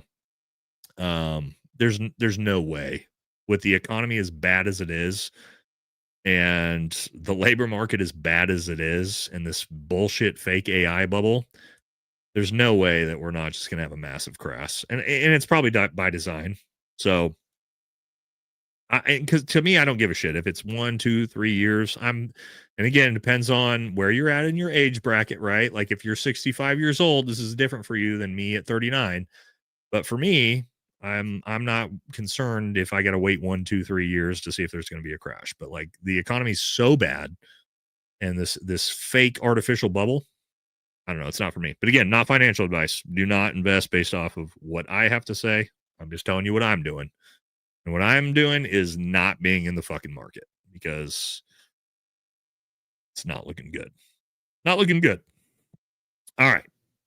Now, let's get into the last part of the show. The best part of the show. We'll do super chats at the end. We always make sure we do this at the end. That way the algorithm's already given up on us. It's not gonna hammer my channel when we get into our greatest ally, because our greatest ally is always involved in our fucking politics. I've got some good stuff for us to take a look at. Let's watch this. A little discussion about our greatest ally. And why this is important is for people to understand when we start to blame it on Zionists or we start to blame it on Benjamin Netanyahu, we're missing the bigger picture. And this is a very, very good video for that. About Israeli society. I think that Israeli society, I've said it for many years, I think it's a lunatic society. People try to avoid that fact. If you take somebody like Bernie Sanders, he started off terrible the first couple of months on Gaza, and then he got quite good. I had very little problem with him except for one thing. He kept saying the problem is Netanyahu. Right. The problem is Netanyahu. That's not true. Even Netanyahu made the point in his UN speech. He says, everybody blames me for not wanting a Palestinian state. He said in the UN speech. But he said, you know what? He said, last week, he said there was a vote in the Knesset, whether you oppose or support a Palestinian state. He said there are 120 members of the Knesset. You know how many support the Palestinian state? He said, correctly, 9. Over 90% agree with me. The problem is not me. This is what we all agree on. That's true. Israeli society, a poll taken probably about 4 or 5 months ago now, showed that 47% of Israeli Jews, 47%, support a genocide in Gaza. It wasn't an ambiguous question. You said, well, genocide, can mean many things. No, they were asked a very simple question. When the IDF, the Israeli Defense Forces, when they enter a city, should they kill everybody in the city? That was literally the question that was posed to them. Should you kill everybody in the city? 47% said yes. That's a stunning number. Then a few weeks later, there was a question, because Israelis are the most polled people on earth. So a few weeks later, after that 47%, there was a question put to Israeli society in general. Are there any innocents in Gaza? Are there any innocents in Gaza? 62% said no. And then if you factor out the 20% of Israelis who are not Jewish, it's a 70%. Wow. Say there are no innocents in Gaza from age 0 on up. So,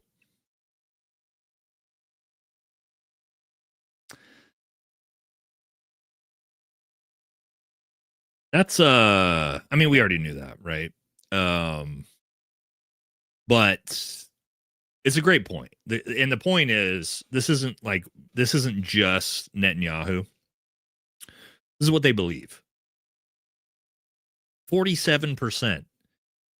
47% of the fucking country polled believed genocide, that means killing everyone, was the right thing to do. Half the country believed the most black-pilled thing you could possibly have. Genocide. Good. So when we talk about why this is a fucking problem and why we shouldn't allow these people to influence American politicians and why you and my tax dollars should not be fucking sent to pay for the bombs to do this. That's a valid criticism, I think. Right? For us to say, hey, you know, I don't like genocide. This is what I say. I don't like genocide. I can't stop it from happening all over the country, me personally. But what I can say is, please don't use my tax dollars to do it. Like I want you to think about this. All of us in this chat that are American, when you look at your taxes as they're taking out of your paycheck to federal taxes, a percentage of those taxes goes to support exactly what he just said. There's no ifs, ands, and buts about it. Your tax dollars have paid for that. My tax dollars have paid for that.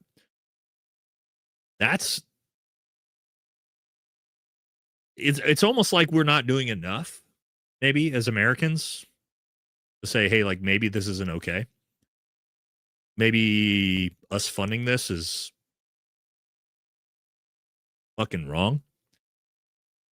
Well, and that's outside the realm of the fact that those people have universal health care. Those people have universal free education, upper education, college education. Those people have completely paid for maternity leave.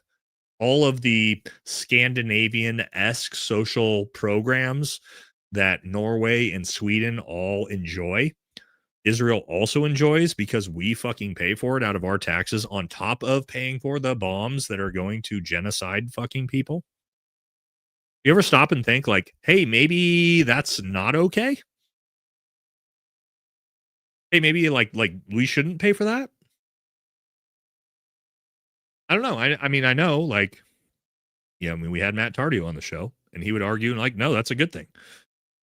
Right? For me personally, I'll pass on that. Like, no, thank you. If you want to genocide people, please do it without my tax dollars. But let's keep moving. All right, we got a little deep. That was a great one right there from that we watched. But also, I want to show you guys. I want to show you guys this next politician. We all know all of our politicians are bought and paid for by AIPAC. I want to show you what has got to be. Just let me show you this, okay? Who? All right, I'm like laughing because you have no idea what I'm about to show you. But the fact that one of our politicians has been paid off by AIPAC for like a Big Mac is the wildest work ever. So let's look at Representative Mike Collins, who has received $9 from AIPAC, but is still simping for AIPAC in the halls of Congress. Let's just take a minute to appreciate Mike Collins here. So Mike Collins, show us what you got. Money to Israel. Funding our tax dollars are funding a genocide. I'm gonna ask you a question. Yeah, go ahead. Do you hate Jewish people? This has nothing to do with religion. Don't conflate the two things. What do you think about October 7th? What do you think about 75 years of occupation? What do you think about 75 years of occupation? What do you think about 1,000 Palestinians who are hostages? My Christian faith tells me that we protect Israel. We protect Israel, and God will bless us. I will do everything I can to support Israel. You're funding a genocide. Does your religion tell? Does your religion Israel is terrorism? And so is the United States sending bombs to Israel. That's what terrorism is. Israel has the right to exist, and the Jewish people. Palestinians have a right to exist. I was raised in the church also, but I wasn't raised to starve and kill children. You think it's okay to kill Israel? You think it's okay to kill Palestinians, slaughter them, and All right. Hold on, let's bring this back up though. Friendly reminder: this is all over $9. $9.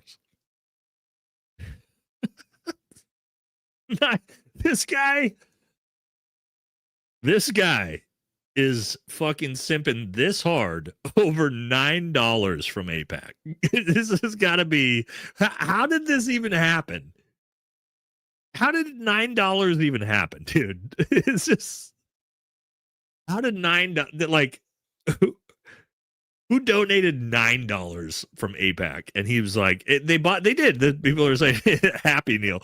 They like, yeah, we have, exactly, dude.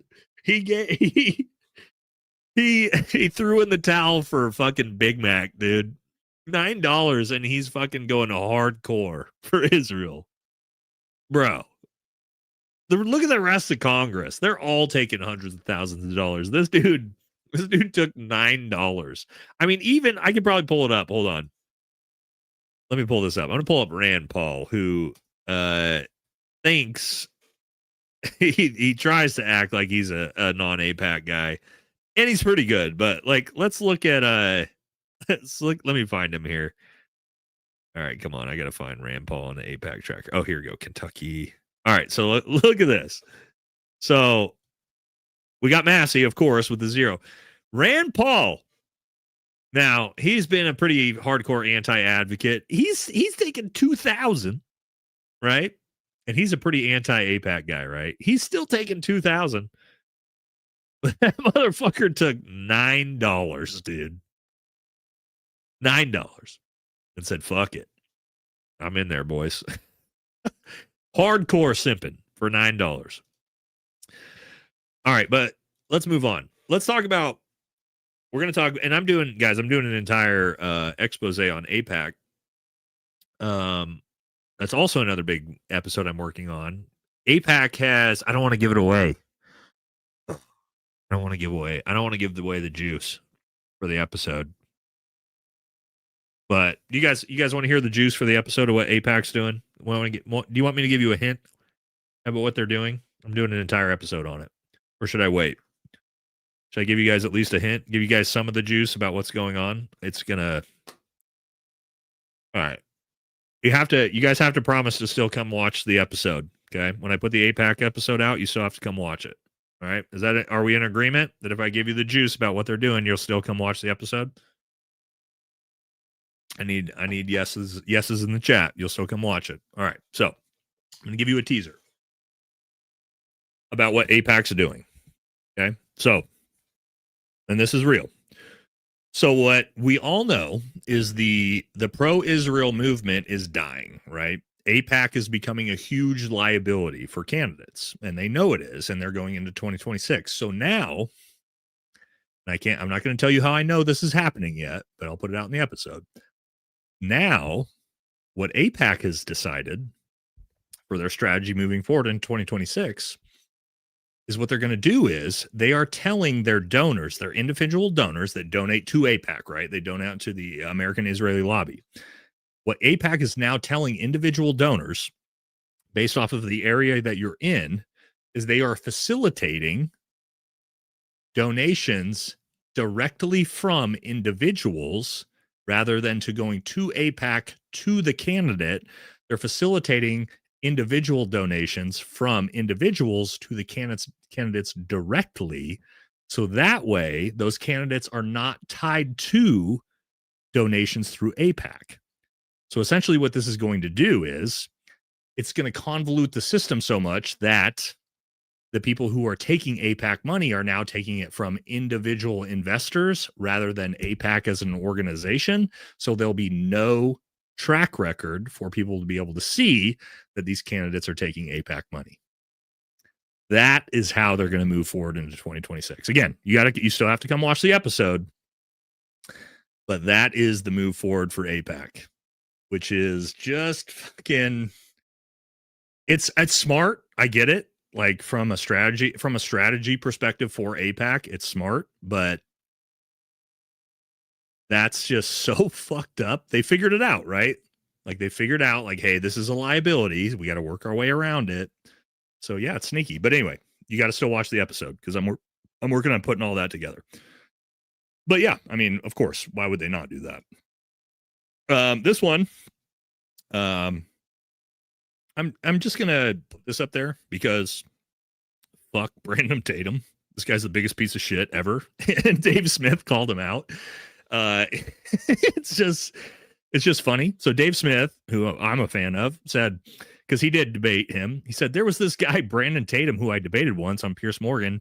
And again, I don't hate him, but he might be the dumbest person who's ever talked about politics in the history of the world. Which, again, this has nothing to do with the episode. It's just the fact that somebody called Brandon Tatum the dumbest fucking person on the planet is hilarious to me, because he is the dumbest fucking person I've ever listened to. And again, I'm not APAC. Yeah, APAC Shakur. Hold on, Doge. We got to pull that up. We got to pull the APAC Shakur picture up, because it's fucking hilarious. It should be able to pull it. Oh, come on. Oh, here it is. Here it is. We found it. Oh no, that's on X. I don't have an X account. Come on, Google. All right, we're gonna pull it up this way instead, because it's still funny. Hold on. Come on. APAC Shakur. All right, I should be able to find it. Now it's disappearing on me. Brandon Tatum. Here it is. Okay. All right. I can't pull it up on X, but I'll show it to you guys here. I don't have an X account. I need to get an X account. So as you see here in the right side of the screen, yes, APAC Shakur here, Brandon Tatum, who, yeah, this dude is just the absolute biggest fucking shill in the world. And look, I'm not trying to be. You thought APAC got Joe? APAC dismantled? God, no, brother. It's the most powerful foreign lobby in the fucking country. But for old Brandon Tatum, by the way, have you ever listened to Brandon Tatum actually hold on. I need to find this out. This is the funniest. As on Brandon book drive. Hold on. If I can find this might be one of the funniest clips I've ever seen.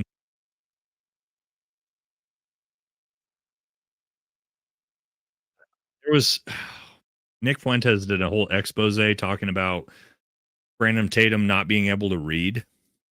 That was one of the funniest things I've ever seen. I don't know if I'll be able to find it. I do have it, but it's probably gonna. Is this it? Okay, I think I found it, guys. I'm sorry.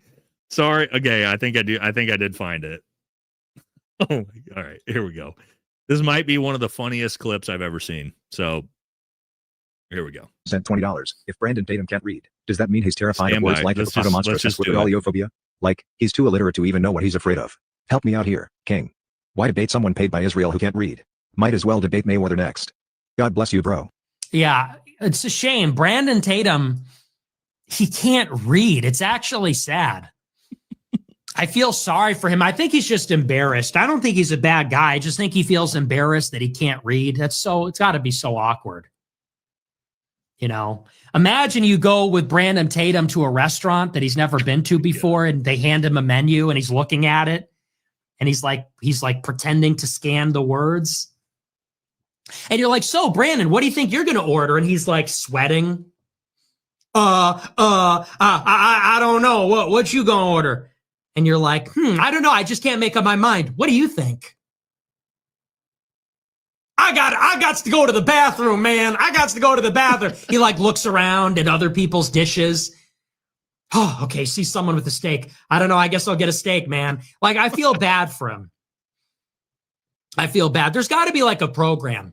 Maybe we can start a nonprofit and we can get someone to teach him to read. We can get like a bleeding heart liberal white woman. It'll be like one of those old movies. It'll be like The Blind Side or what's that other one? The Green Zone, The Green Mile. What the fuck is that movie? You know, it'll be like one of those feel-good movies from the 90s or the 2000s where like, you know, a white guy goes to the ghetto and finds the one black kid who needs a fighting chance to get out of the gangs and the violence. You know, we'll go to Brandon Tatum. He's going to get all mad. It'll be like those TikTok clips. Brandon, I know you're angry, but why are you angry with me? I'm the one giving you an opportunity. I'm going to teach you to read. And then in the end, you sort of embrace. You're like, bring it in, man. It's okay. We help each other. You're going to teach me how to dance. I'll teach you how to read. So I feel bad for Brandon Tatum. I forgive him. I forgive him. Brandon Tatum, I forgive you. All your anger, your rage. Anger just comes from ignorance. So we're going to help you out, buddy. We're going to start a nonprofit. We'll call it Books for Brandon. Books for Brandon Tatum. And we'll buy some, like, we'll start with the children's books, picture books, and we'll start introducing the words, good night moon, good night fireplace, good night. We'll start with that. Something easy. Upgrade to like Charlotte's Web, Magic Tree House, that sort of thing. And I think it'll be really inspiring. Come on, Brandon, sound it out. Sound it out. Dad, oh boy, that's my man. All right. Good job, Brandon. Good job. If you keep it up like that, we'll have prizes, maybe an Xbox controller. Brandon, if you finish 5 books, we'll give you an Xbox controller. Oh, shit, man. An Xbox controller? Damn, you're the best. So. Okay, that's enough. All right. I'm sorry. That's, look, here's the thing.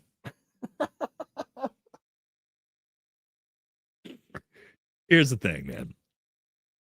You cannot like Nick Fuentes, and then you can watch the clip like that and be like, yeah, okay. I get it, right? It's like that was a 4-minute rant, right? Like, you can hate him if you want to hate him, man. Rob, look at Rob. Rob says, wasn't funny. Me.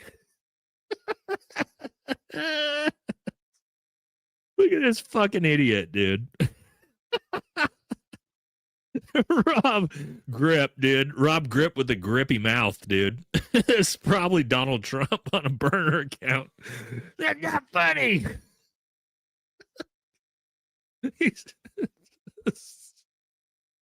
Oh, man. Could you imagine thinking that wasn't funny? Come on, dude. Come on. Look, dude, think what you want, but that's a funny fucking clip, dude. Whether you hate Nick, you love Nick, that's a funny fucking clip, dude. That's a good one. Except for Rob. Rob's bugging butt heard about it, dude. Come on. The chat fucking loves it. I can see the chat. Chat's talking about how fucking funny that is. All right. We got a little sidetracked. I had no plans on. I forgot completely about that clip. We started talking about old Talmud Tatum, and we spiraled. All right. So let's get back on track. Okay. Let's get back on track. When we're talking about the people that run our country, by the way, Marion Adelson, who gave Donald Trump $250 million fucking dollars and now runs our country. I didn't know this about Marion Adelson, but you guys might find this interesting to learn this as well. Harrison Smith also is hilarious as well, but let's listen to some things about Marion Adelson, who runs our fucking country, by the way, that we didn't know. Doesn't own any casinos in America, right? Do you know where she owns casinos? She's Israeli. She made her wealth in Las Vegas. She still owns some stake in the Las Vegas Sands Corporation, which runs a couple casinos, but that's not where her money is now. That's not where her billions are generated. They're generated in Macau and Singapore. Oh, China. Which are both under the auspices of the Chinese Communist Party. So why is it that one of Trump's top advisors, a woman who seems glued to his side, her ridiculous face is constantly popping up, smiling like an idiot, their hair going everywhere, being congratulated by Trump for being such an Israeli patriot. Her billions, her entire wealth is in the control of the Communist Party of China, who could come in at any moment. And they're not shy about it. China, unlike America, will just throw a billionaire's ass in prison. If a billionaire misbehaves, according to the Chinese Communist Party, that company's theirs now. And he's in jail. And somebody else is put at the head. That's exactly what they would do to Miriam Adelson if she didn't play ball with them. I don't know what exactly she does to play ball with them. But if China is Trump's biggest enemy, why would they allow Trump's biggest contributor to fund Trump off of money she makes in casinos that they control?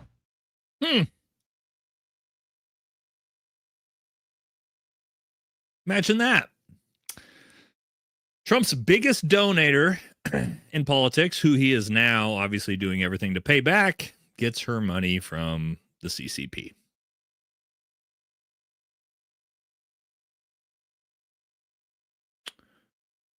Wow. Oh, there you go. Nothing to see there, I'm sure. Nothing to see there. Another interesting one, guys. Listen to Benjamin Netanyahu, who has now said that anyone who disavows the Jays, their societies collapse. So 109 countries in the chat, boys. Let's take a look at history to see if you were to expel certain people, what actually happens historically? Let's take a look. Let's look at Spain, who had one of the greatest empires ever for 300 years. Let's find out when that empire, the golden age of Spain, started. Let's find out. That anti-Semitism usually collapses societies.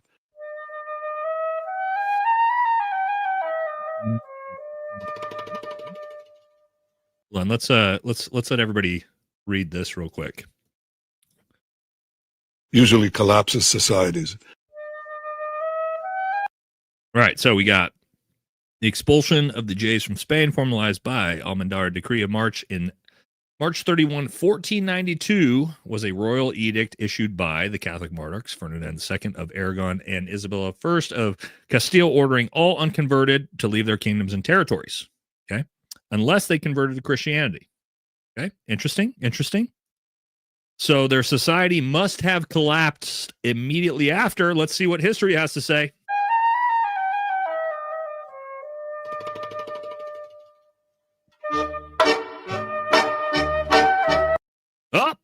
The Spanish Golden Century was a period that coincided with the political rise of Catholic monarchs of Spain and Spanish Habsburgs, during which arts and literature flourished in Spain. It associated with the reigns of Isabella I, Ferdinand II, Charles I, Philip I, Philip III, Philip IV. The Golden Age is generally considered to begin in 1492. The 300-year Golden Age empire of the Spanish Empire just happened to begin on the exact same fucking year. Now, I'm not saying that maybe it's all coincidences. I'm just saying this is history. This is history. This is just history. Okay? This is not my opinion. But to Benjamin Netanyahu's point, I'm not sure that's true, but don't worry. Our American politicians are on the case because we have reason to show support to you, my good friend. I'm here also to take on a formal blood libel in 2024 that the state of Israel is using starvation as a weapon of war. Is that his job as a U.S. Senator? To be a PR shill for a foreign prime minister? Not even really the nation. Another politician who's not an American? What the hell is going on? He is there to refute the blood libel that Israel is using starvation as a weapon of war. Now, who would say that? Well, Israeli cabinet ministers. And they have said, yeah, starve them out. Starve them out. Kill them. I mean, they're all the same. They're Palestinians. Their crime is their genetics. And when they die, it's just a virtuous thing because they're not human. But Lindsey Graham is telling us that's a blood libel? Why are you telling me that? I have internet access. Because you're a liar. And Friendly reminder, Donald Trump just was golfing with Lindsey Graham and put out a tweet endorsing him while he also did this. Disavowed Thomas Massey and Marjorie Taylor Greene, as we see at the top. Who do we see down here? Donald Trump, $230 million. J.D. Vance, $167,000. Randy Fine, $400,000. Lindsey Graham, $1 million. Both Randy Fine, Lindsey Graham were just endorsed by Trump in their next races. Oh, Mike Johnson, Speaker of the House, $1 million. Marco Rubio, $1 million. Even old Tulsi, what a disappointment she's become. And then Lee Zeldin, $1 million. Interesting. Interesting how politics works that way, isn't it? Interesting. But don't worry. Let's look at this. We've got another insider to the Trump administration here. One of the most respected names in conservative politics, Laura Loomer, who just came out of a new plastic surgery debacle here. I'm not even sure what the fuck this even is anymore. Yes, this is actually a real photo of Laura Loomer. She's had I don't know how many surgeries she's had, but this is her newest look. As of yesterday, I'm not sure exactly what this was. She needs to get with like Kris Jenner's plastic surgeon, because every time she goes in, it gets progressively worse. This fucking woman, dude. Same woman who attacked Medal of Honor winner Florent Groberg. She's a fucking nightmare, dude. I am not even sure what this like the old ones used to be bad. I'll pull up the old ones. The jigsaw that she used to have, right? Let's look at I mean, she's had some terrifying looks in the past. Let's pull up an old one here. Right? This is like the terrifying ones. The old Jigsaw Loomer that she had. I mean, she literally looks like Jigsaw. And just, I know. Hey, sorry to anybody under 18, any children in the chat, anybody who just tuned in that got jump scared by this. I am apologizing. Yeah. Yeah, dude. But she just keeps getting work done, and this is the newest look she's got, which is, I don't know what this is. It's fucking terrifying. This is, goddamn, it's like what is this, man? This is almost like Lord Farquaad. I mean, the mask beam is pretty good. It's scary. This is a scary woman. But don't worry, because if you thought someone says that's Photoshop, you think that's Photoshop? Bro, I can go to these. I can go back to her actual pictures, man. That's her, dude. She's a terrifying fucking woman. A lot of plastic surgery. But let's look at this. Okay, so we know that we talked about what AIPAC is doing. There's a lot of new strategies moving forward to try to get America back in line, respecting our greatest ally. And this was just put forward a couple days ago about how they're going to do it. So it's going to gross you out, but this is what they do. Jewish schools are not enough. The entire education system in this country, from K through 12 and colleges, must be reformed. Laws must be passed that will focus on three things: no racism, no anti-Semitism, and no anti-Western civilization should be taught here. I need to remind you that anti-Semitism is not new. Even here in the United States, it's just that we haven't seen it in 3 generations. But in the 1930s, there was a strong, vocal, and even pro-Nazi movement that captured the public attention with famous names like Charles Lindbergh. and Father Conklin, the radio priest with millions of listeners who attacked us every single day.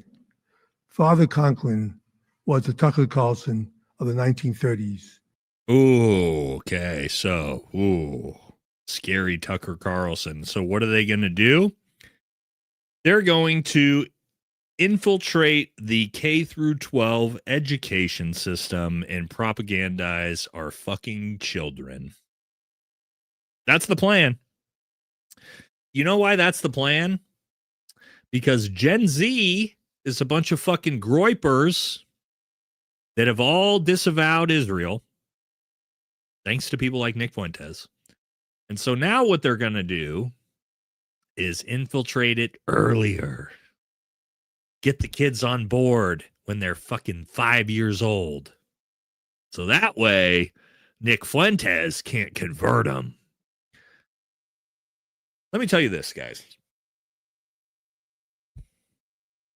All of the things you're seeing happening, if your side was morally correct or morally right, you wouldn't need to do all of these things. You wouldn't need to spend hundreds of millions to billions of dollars on propaganda. You wouldn't need to try to rewrite history books to shove down children's throats. If your side was the morally correct side, it would naturally float to the top.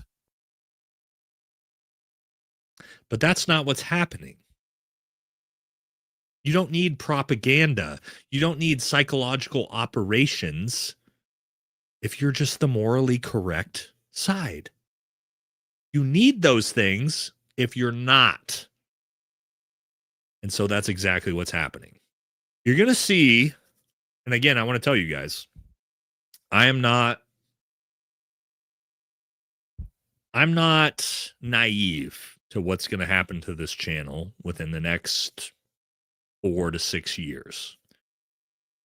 This channel will be nuked from orbit. Ian Carroll's channel will be nuked from orbit.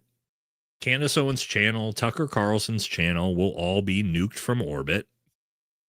We will all be deplatformed out of nowhere. It's going to happen.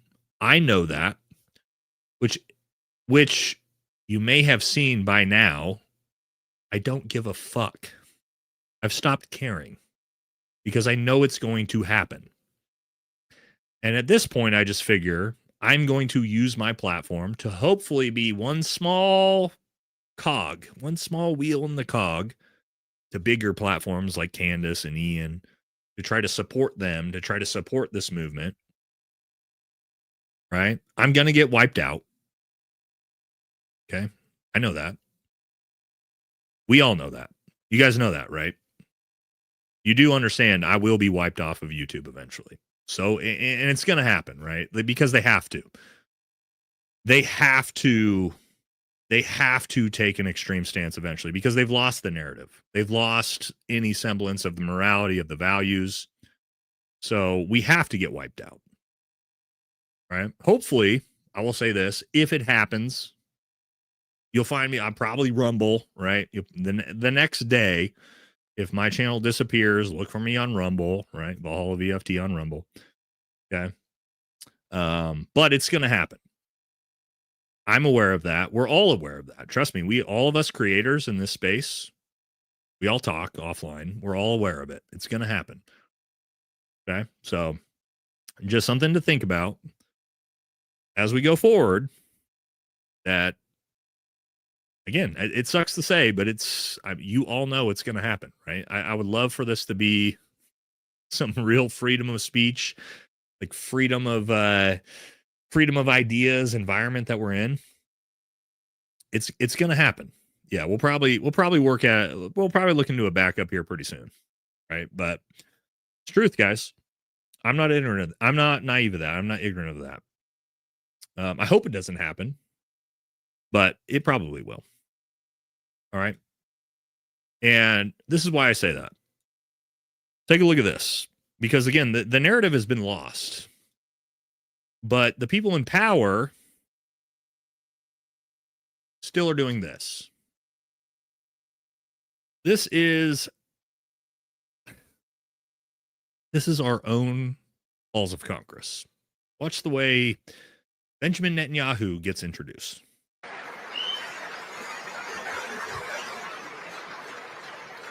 Members of Congress, I now have the high privilege and distinct honor of presenting to you His Excellency.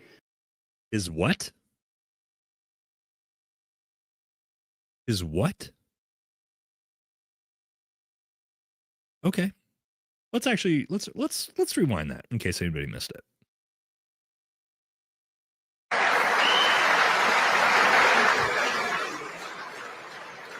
Members of Congress, I now have the high privilege and distinct honor of presenting to you His Excellency Benjamin Netanyahu, Prime Minister of Israel.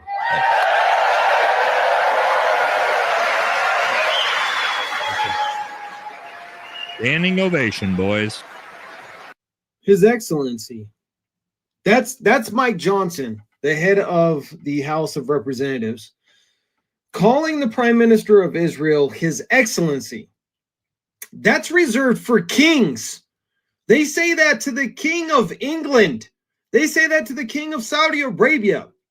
They don't say that to any other prime minister. They say that to kings. And look at the crowd. That was Republicans and Democrats. Yep. Both sides. And I showed this in one of my episodes yesterday, but just listen to what Trump had to say here. This was a couple days ago. The United States backs Israel, but they back it less than they used to. I was having a lot of problems getting support for Israel, and I can't really understand it because I grew up in a world where everything evolved around politically. Everything evolved around Israel, and the power was amazing. One bad word about Israel, you were virtually out of politics. Today, one good word about Israel, you're out of politics. But I'm still here, and we're leading in the polls by about 50 points. So yes, the good old days. The good old days when one bad word about Israel and you were blacklisted from politics. Remember those good old days? Remember those good old days, guys? Yeah. I remember those good old days. So it's rough out here. All right, let's hit the super chats. Let's wrap this up. We are almost 4 hours in. These Politics Tuesdays are, again, this one with the Epstein files, a lot going on. Thank you all for hanging on. So I have a lot of people in the chat 4 hours in. But let's go through the final super chats. See what we have to say. All right. Let's see. I want to make sure I don't miss any here. We get this one? I think we already got that one. Got that one. Oh, we got that one. I think this is where we started. All right. Gonza says, you're on point. Keep it up. Thank you very much. Do you watch any Breaking Point news videos? They've been alarming AI going to destroy our children. The first are in Epstein. All right. So here's the point. Here's the thing with Breaking Point. I'm not a fan of Kristen or Sauger. At all. Either of them. I just don't like their approach. I'm just not a Breaking Points fan, so not really. I do sometimes on some of their stuff, I mean, like the whole weird shit with Kristen and like Al Kalinske and all that weird shit. I don't know. It's not my angle, but thank you for sharing. When do our founders dress up like women? Think about it. Why did they? I don't know. Why did they? That's a good question, but they did. Biden let the immigrants in for PIC. Duh. He did. The Noble Wolf, you and I are pretty similar since you like the Nephilim topic. I got turned on to it right after ETSing to brag in 2013 by a guy named La Missouri. Keep it up, brother. I was in SWIC. Appreciate it, man. Yeah, I mean, again, the Nephilim stuff, it's a fun topic if you're into that type of thing. Again, go watch Trey Smith's video. It's fantastic. Don't care. Amy says, here we go. I like this because Amy looks like she's not a typical groiper. She says, I don't care if Fuentes says mean words. I hope the inappropriate things no one brings up doesn't come out to bite his sudden supporters. Know who you support. Here's the thing. Nick has come out recently and said, I apologize for fucking nothing. I don't care what I said, which I appreciate. Don't apologize. You said mean things. Who gives a fuck? Who cares? I'm not offended by words, and hopefully you guys aren't either. I care about what you really believe, which I do believe Nick really does. He really does believe in America First policies. And while I don't agree with everything, I agree. I will defend and take the side of people who actually are America First, which is not very many people in politics at this point. If I have to take the side of Brandon Tatum or Nick Fuentes, pretty easy choice. All right. An Israeli corporation, Elko, is buying homes and rentals and is one of the largest owners of the U.S. home. The Eviction Kings article, What is Happening? I don't know about Elko, but I do know about, obviously, Blackstone and a few others. But I wouldn't be surprised. New houses are now cheaper than existing houses. That has never happened before in history. Yeah, nobody can afford either of them is part of the interesting thing there. Will there be civil unrest before midterms? Nah, I doubt it. If so, what should we do as American citizens? Nah, I don't think so. Not before the midterms. Keep in mind, both sides of the aisle, well, not necessarily both sides, but Republicans will want things to be as good as possible before the midterms, right? So whoever has power wants the country to look as positive as it can before the midterms, whereas Democrats may want to create some sort of social unrest. But we haven't really seen a whole lot of it, like other than No Keynes protests and things here and there. But no, I don't think we're going to see a whole lot of civil unrest. I don't think we need to, because I just think the economy is so fucking bad and nobody can afford anything that will be referendum enough. And it doesn't matter what Republicans do, they're going to get blown out regardless because of it. So right, wrong, or indifferent, that's what I see happening. That $2 billion could also pay for SM's service members' health care for life. I had my TRICARE Reserve Select taken a month after I was medically separated. It could, but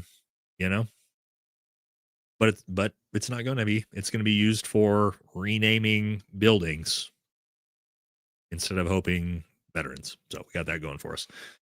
Been out since Trump's Liberation Day, when we all expected hope that it meant abolishing the IRS. Yeah, Christine, that didn't fucking happen, did it? It's gone from bad to worse since. Yeah, what happened to abolish the IRS?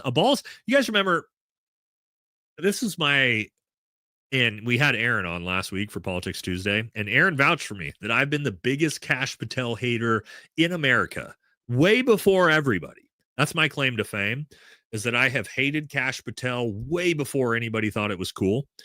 So I will always hold on to that I was so far ahead of the curve on Kash Patel being a giant piece of shit.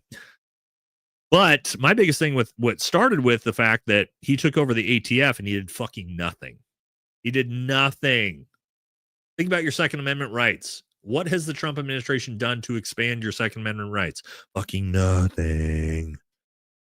So that's where my hate started for Kash Patel, and it's just exemplified from them, which I'm doing guys, I'm giving you all the dirt on all my episodes I'm coming out tonight, but I'm doing an entire episode on why Kash Patel should be fired.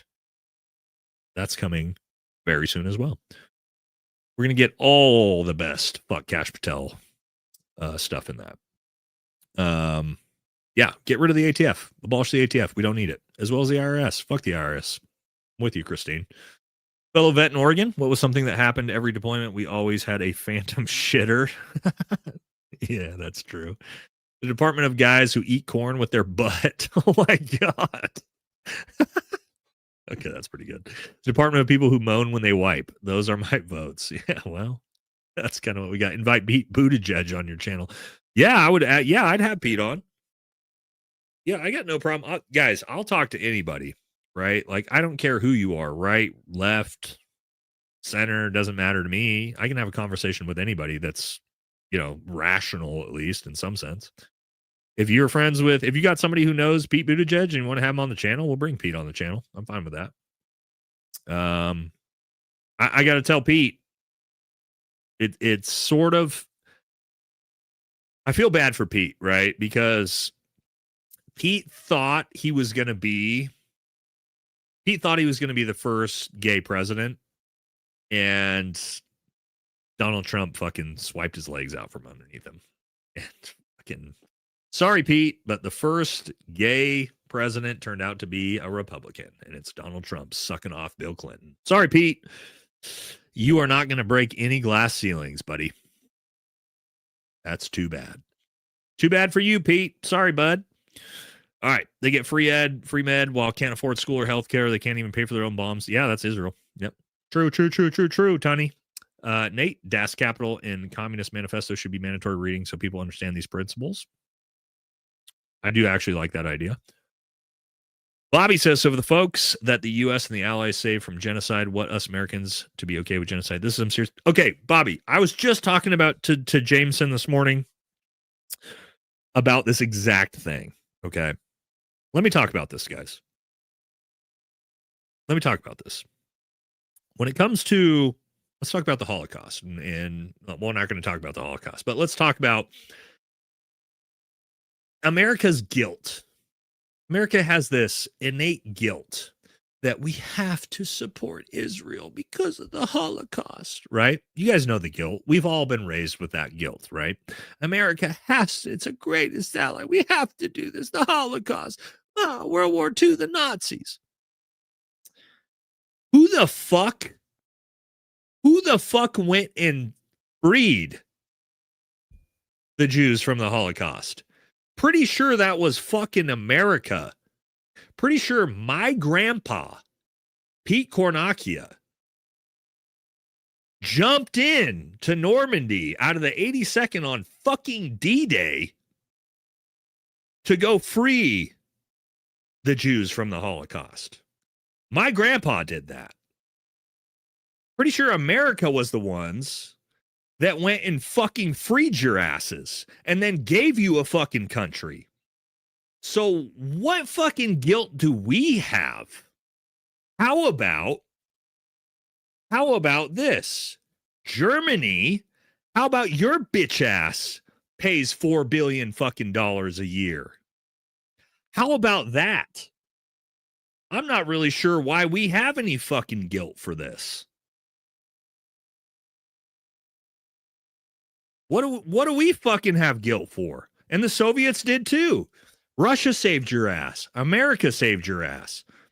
Why the fuck do we owe you anything? We don't fucking owe you anything. We gave you a fucking country. You know how many fucking men, how many young men died on the beaches of fucking Normandy for that? And you want to tell me that we owe you something? How about fuck you? You ever think about that? Sorry. Go ask Germany for Italy. Go ask them for some fucking money. Because we already paid for your freedom in fucking American blood on the beaches of fucking Normandy. So piss off. Anyway. A little bit of a rant there. But we don't owe you fucking anything. Right? Sorry, guys. A little bit of a crash out there. But that's the truth. That's the truth, right? What the fuck do we owe you? We don't owe you anything. We've already given you fucking everything. And you've given us fucking nothing in return. Besides what? Fucking perpetual fucking wars in the Middle East and my fucking friends went and died in? No thanks. We're good. We'll pass. No more. Great comment. Whoever got me to fucking rage out about that, by the way. All right. Bobby. Oh, Bobby. Yeah, great comment, Bobby. All right. Glad you're back from the Charlie Kirk nonsense. No, we're not back, Timothy. We're going to get right back into it. I'm going to talk about the Sean Ryan episode. And I'm gonna dive into that conspiracy shit. And by conspiracy, I mean not conspiracy. I'm going to talk about how fucked up the security detail is. I already did an entire, which I'm a little bit disappointed in Sean. Because it's like, Sean, did you not Sean? I know you watch my content, and I did an entire episode about how fucked up the security detail was, and you could have hammered him on all the things I already showed about how big they fucked that up. But anyway, we're gonna do an episode on that. Don't worry, I got you. That's coming this week. Simogen, $20 said, so something I've been thinking about, the America First movement. Once we stop funding other countries, what is the second and third step to help America? What do you think the government to do to help the average American daily life? Good question. So I want you to think about this. Think about Scandinavian countries like Norway, Sweden, Finland, Denmark. They have tons of natural resources. They have tons of money that they invest back into their people. I want you to think about places like Kuwait, like Dubai, like Qatar, that have all this money that they invest back into their people, that have free education, that have free healthcare, all of this amazing infrastructure. So if we take the trillions and trillions and trillions and trillions of fucking dollars that we have spent on foreign wars, US aid, all these things, and we would have just invested that into America, like all these other fucking countries do, then, and it's not about socialism, it's just about investing that money into our own country, the 20 to 30 trillion dollars we've spent on US aid and foreign wars, if we would have spent that on America, how much different would this country have been? Well, I don't know. I could do this. How about I just take that $30 trillion? I don't do anything with it. I just put it towards the debt. Now, all of a sudden, instead of being $38 trillion in debt, we almost have a balanced budget. And now our kids aren't fucked. And now maybe our elderly people might have Social Security for more than the next 2 years.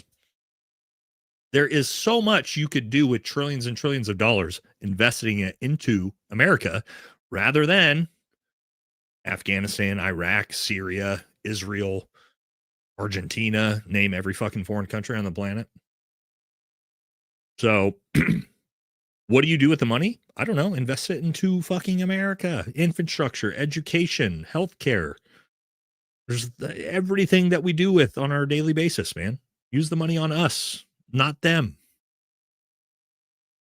I mean, I don't think that should be that complicated. I'll tell you this. If you gave me personally, you just said, hey, Nate, you're in charge. Instead of giving $33 billion to Israel over the last 2 years, which we did, we're going to give it to you, and you're going to solve whatever problem you want. I could take that $33 billion. I would immediately solve veteran homelessness with like $1 billion of that. I probably would work on solving a lot of homelessness in general, probably child food insecurity, like all these different things that like really would be easy to solve with just money and investment. Infrastructure, I don't know, rebuild highways, bridges. Like there's 1,000 different things in fucking America you could just invest the money into. That's not foreign wars in foreign countries. Literally anything. Overhaul the bridge. Yes, overhaul. Like we're seeing it. Build the wall. Overhaul the bridge. Like chat's right here. Just throwing out great ideas all over the place. Like you just build hospitals. Like you could do 1,000 different things with the money. Affordable homes. Like look at it. Like innovation. All of these things. These are all things that you could just do with this money instead of spending it on foreign countries. So, yes, like American farms, high-speed rail. Like these are all things you could do. That would be 1,000 times better use. And then you got, this is probably Benny John. This is probably Benny. Benny's in here lurking because we always talk shit about what a piece of shit shill he is. And so, of course, we got little shitheads like Benny Johnson in here saying, you're communist because you want money to be spent on American citizens. So here you go. You got the fucking shitheads in here too, right? Like, God forbid you spend the money on American citizens and not foreign fucking countries. You're a communist. But that's where we're at, right? Sadie says she's straighter than Benny Johnson. But I mean, perfect name for you, by the way, to be in here trying to talk shit about. Yeah, we're communists. All right, let's keep moving. Joe, APAC got dismantled? No, APAC is most certainly not dismantled, brother. You have my IG messages on Kirk and other. All right, I'll check it out. And again, oh, here we go. Ben Johnson also hates Nick Fuentes. Oh, you're communists and also love Nick Fuentes. Ooh. Sound like you might be a little bit gay there, bud. That's fine. We don't discriminate. Hey, Nate, donating to the Brandon Tatum Xbox controller fund. Thanks, Marshall. I appreciate it, brother. All right, Bobby says Loomer has to have a balloon knot on the back of her head now from all skin tugging. Yeah, she's a fucking terrifying thing to look at, isn't she? Fuck her. By the way, I did an entire episode way back before a lot of you probably on the channel when she Laura Loomer attacked literal Medal of Honor winner Florent Groberg. Comedy. It's like 10 minutes of me just talking shit about Laura Loomer. So if you want to see that, look back at my my videos. Steelers girl says it's all a game. They all party with each other and laugh at us as we upset over stupid. Yep, exactly. It's the uniparty. It's one big club, and we aren't in it, as they say. Tim says those thoughts are as silly as your Charlie Kirk content. You are a guy who is honest as I've seen. I don't know. Keeping on. You a goods dude. Well, thank you, Tim. Appreciate it. Can you imagine if you were president? No, Benny Johnson. Thanks for the donos. No, I wouldn't. I am not going to get into politics. I think that at the end of the day, I have more of an impact doing what I'm doing than going and fucking being one vote in let's say Congress, which doesn't mean anything because it's all bought and paid for. So Elon dropped a Neuralink in Trump's diet soda. Love the channel. Thanks, Cody. Nate, you're a real patriot. Thank you, Charles. I appreciate you. I'm in Ribeye says I'm in Afghanistan OEF. Piss on who lost almost everything, but how many poppy fields did you come across? A lot, brother. A lot. I fucking walked through a lot of poppy fields for sure. How many CIA Feddies did y'all come across? We're told a different story, fed different ROEs, and we're told to not ask questions. We didn't deal with the CIA much, but as for poppy fields, yeah, constantly, bro. We were always walking through poppy fields. That was everywhere in Afghanistan. We all know, those of us who were there, what a lot of that was about for sure. And we would come across we would hit targets and pull 20 to 30 10-pound bags of heroin off a target, 200-300 pounds of heroin a night on a lot of those targets. So Afghanistan was like that. Is this regime fascist in your mind? Ooh. I used to always say no. And I still want to say no. Because it's like the talking point, the no kings talking point. Of like, you're a fascist, right? I hate the term like, you're a fascist. But from a fascism, from a corporate oligarchy perspective, like government being in bed with corporations, which is really what fascism is really about. There's a lot of signs that it kind of looks that way and is getting more and more that way. So, yeah, I kind of like this a little bit more. It's not like pure fascism, but there's definitely some movement toward it in a way. So, yeah, I'm not like you're a fascist or this administration's a fascist. No, not like fully fascist, but there is like the corporate oligarchy system that does make it feel that way. So, in fairness, but again, yeah, I think fascism is one of those things like racism now or anti-Semitism or like you call it for anything where it's not necessarily true. But are we headed that direction? Maybe. Will you ink me? For real though, you ridiculous awesome. Michelle, will you ink me? Like tattoo you? Michelle, I can't I'm not an artist at all. I couldn't tattoo you at all, if that's what you're saying. Ink me. That's typically what we think about with ink. So, no, I can't tattoo for shit, Michelle. You don't want me to try to tattoo you, if that's what you meant. How do we fix this? What's your opinion? I don't fucking know, man. I don't have any opinions. I'm just here bitching and mining and moaning with my community. We're just bitching. That's what, at least like that's what we provide, is like saying what's wrong. Live stream with Fat Electrician would make my day. Hopefully we'll get there. Is it true that Hegseth and Patel's ex-wives own a restaurant in NYC? I have no idea, bro. No idea. Talk to anybody. LOL. Read my chat from before. Tim, I just read yours earlier. I'm not sure what you mean.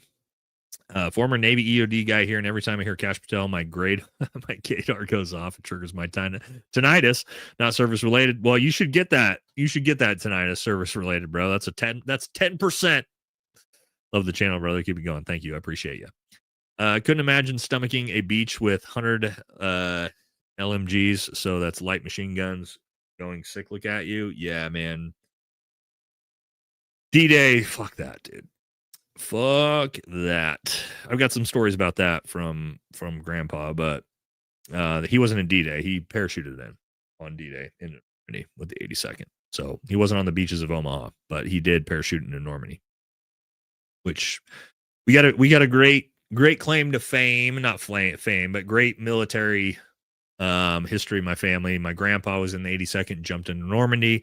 My dad was a Green Beret, fought in Vietnam, and I was a Green Beret and fought in Afghanistan. So pretty cool. I do like the family lineage there. Hopefully my kids don't have to fight in the next war, but we'll see. Gonzo, thank you.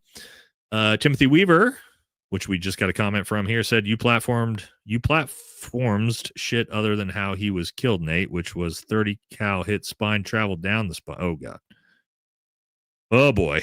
I hope you're drunk because you're retarded. You did dumb videos. Well, this happens. Responsible your part. Platform JFK dumb shit. So there you go, guys. We have a ballistics expert in the chat who's letting me know how dumb I am when it comes to a 30-06 and the damage it could do. So, Timothy, let's all give Timothy let's all give some chat. Let's give some claps to Timothy, the ballistics expert. Oh, by the way, guys, let me show you something. Timothy, I wasn't even going to talk about this because I didn't really think about it, but let's see, how do I pull my stories up? Oh, so Timothy, let's pull this up so Timothy can see this. So, Tim, here, you see this? I was nominated for Most Influential Man of the Year in the Gundy's Awards, by the way, chat. But Timothy is here to let me know that he knows more about ballistics in the Charlie Kirk case than the guy who was literally nominated for Most Influential Man of the Year in the fucking Gundys. So, by the way, let's talk about this a little bit because I completely forgot about this.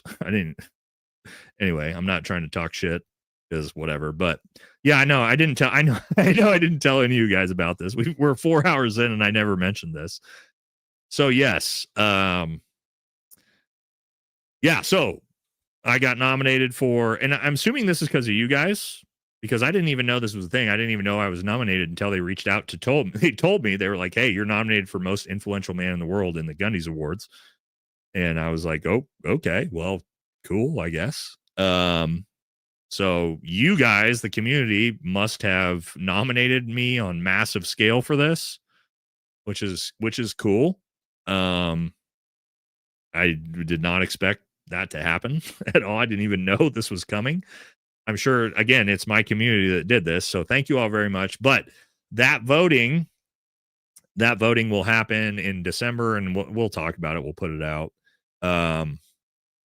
Yeah. So anyway, so to our friend Timothy Weaver here, he knows more than me, even though, you know, I'm up for an award for Most Influential Man of the Year based off of my coverage of the Charlie Kirk stuff. So there you go. There you go, Tim. You're you got me beat. But anyway,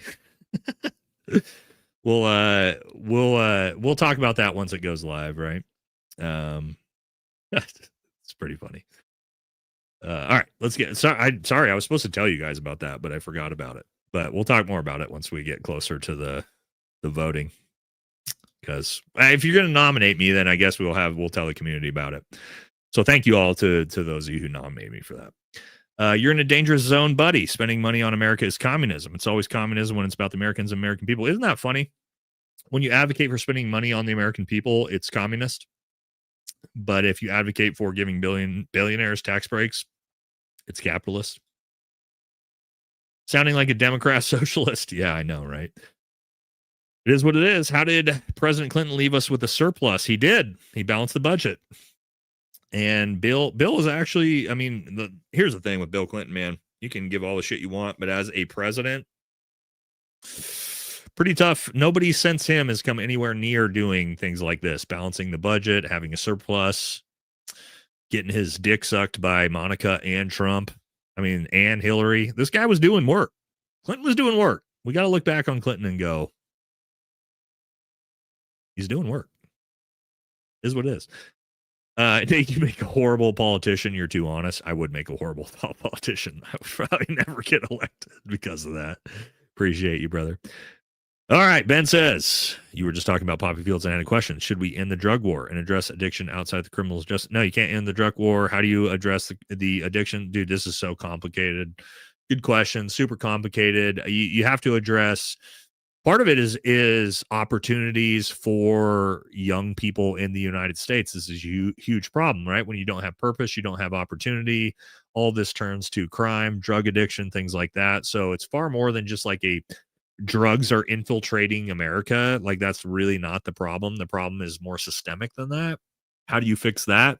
I don't know. Well, maybe the fact that the average home buyer right now is 60 fucking years old, and young people can't afford anything, and young men especially have been told that they're the problem for the last 10 years and that they're evil and everything they do is wrong, and they have no opportunity, and there's no fucking money for them to make, and they can't start families, whereas historically, typically young men were starting families at 17, 18, 19 years old with children and all the purpose that they would have, and they have fucking none of that. And so they turn to drug addiction and alcoholism to sort of cope with the fact that they're not doing the things that men and their forefathers for the last 6,000 years have been fucking doing by their age. That, I think, is probably a lot bigger of a fucking problem than the fact that they have access to drugs. Because here's the thing. I have access to drugs. I can get all the fucking drugs I want whenever I want, but I don't get them. Why? Well, because I have a wife, I have kids, I have purpose, I have all these different things, right? So how do we solve the drug problem? It's not the drugs. It's not the cartels. It's not bringing in drugs. It's systemically a much deeper problem for young men and women. Than just like, oh, they have access to drugs. You know what I mean? They're always going to have access to drugs, but how do you solve that? I don't know. Again, opportunity, different things like that. So anyway, a little bit of a rant. Bro, 20 to 30 pounds. What did y'all do with all that? Be honest. We would typically fucking blow it up with like all the weapons and everything we would find. A lot of times a couple bags would go missing.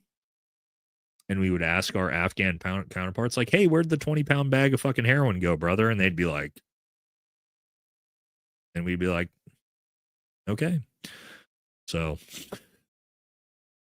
that's real world shit, man. You guys want you want real world shit? I'll give you some real world shit. Like typically we'd blow up most of it, and then maybe 20 to 30 pounds would, yeah, here you go. Ricky knows. This is a guy who's been downrange right here.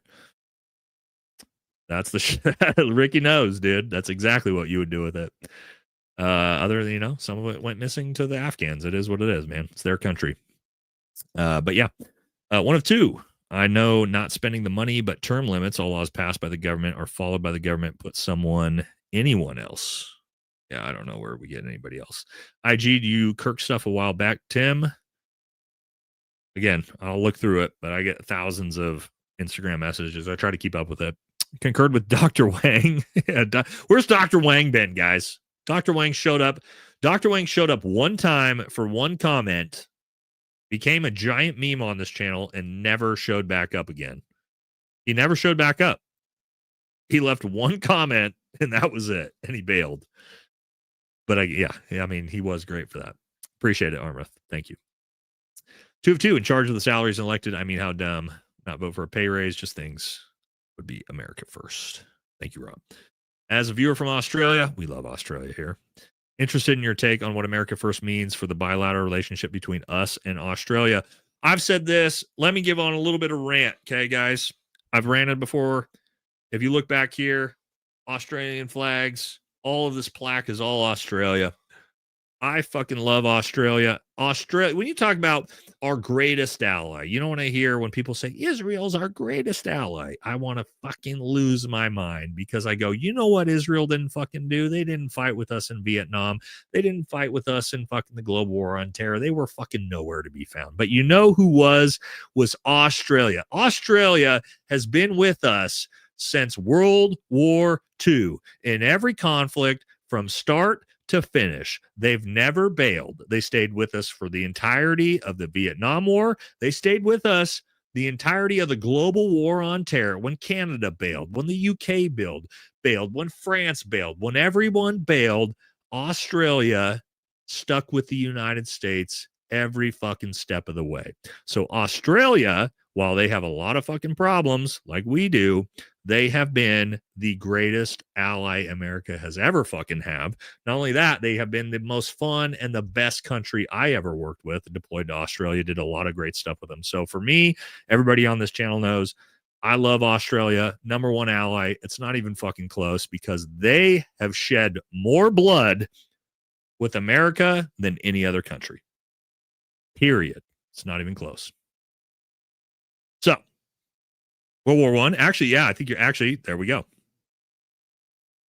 But yes, Australia, number one ally. It's not even fucking close. So to all my Aussie fans, and I do have a lot of Aussie fans, surprisingly, we love Australia, man. So I spent a lot of time working with the Australian 2 CDO, 2 Commando, and their SAS guys. Amazing stuff.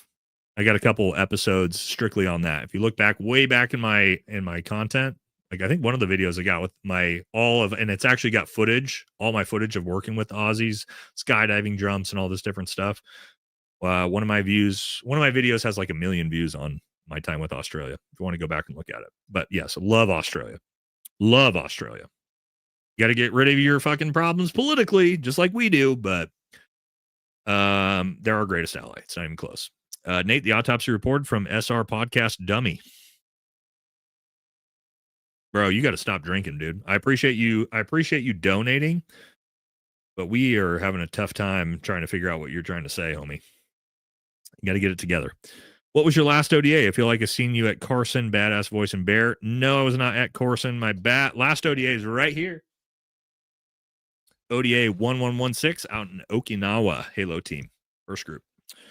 So yeah, that was my last ODA I was on. Was never at Carson though. Timothy talks like a okay. Terrell comes in with like a jack officer. For those of you who don't know, that's a South Park reference to that's an old one. But yeah, we're struggling. We're struggling keeping together. Terrell, that was a good one. Struggling trying to figure out what Timothy has to say. But we appreciate it. Timothy's dropping another one. Your dad's a lawyer as well. All right. Rock on, bro. How do we solve the drone problem? Oh, I don't want to get...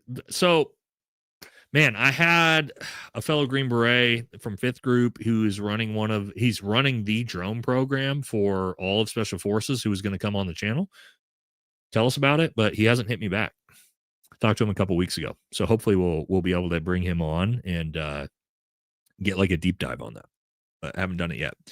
Trump got table of one bubblegum. Yeah, the bubblegum shrimp memes are good. They are good. Heard you and Ian and Carol are doing a stream soon. I don't know. Ian, I got text from Ian here. I got a text from Ian right here. We haven't talked about it, but I mean, yeah, me and Ian's my homie, dude. So we are definitely going to do more content together in the future, but we haven't talked about anything in like the super close future. I can promise you, once the Tyler Robinson case kicks off here at the start of January, we're definitely going to be doing content together. All right, Michelle says, I want to make my purpose of ink infiltrating my mother's ashes within that of the ink. Just loved your ink and asking. Michelle, I know, I remember your last one talking about me infiltrating my mother's ashes with them. Purpose of ink. Michelle, I'm still trying to figure out what you're trying to say. Somebody in the chat help me with what Michelle's telling us here. Last I thought she was talking about me tattooing her, but I appreciate it if you like my tattoos, but I'm still trying to figure out what we got going on. All right, Trump gave Clinton a slur plus. All right.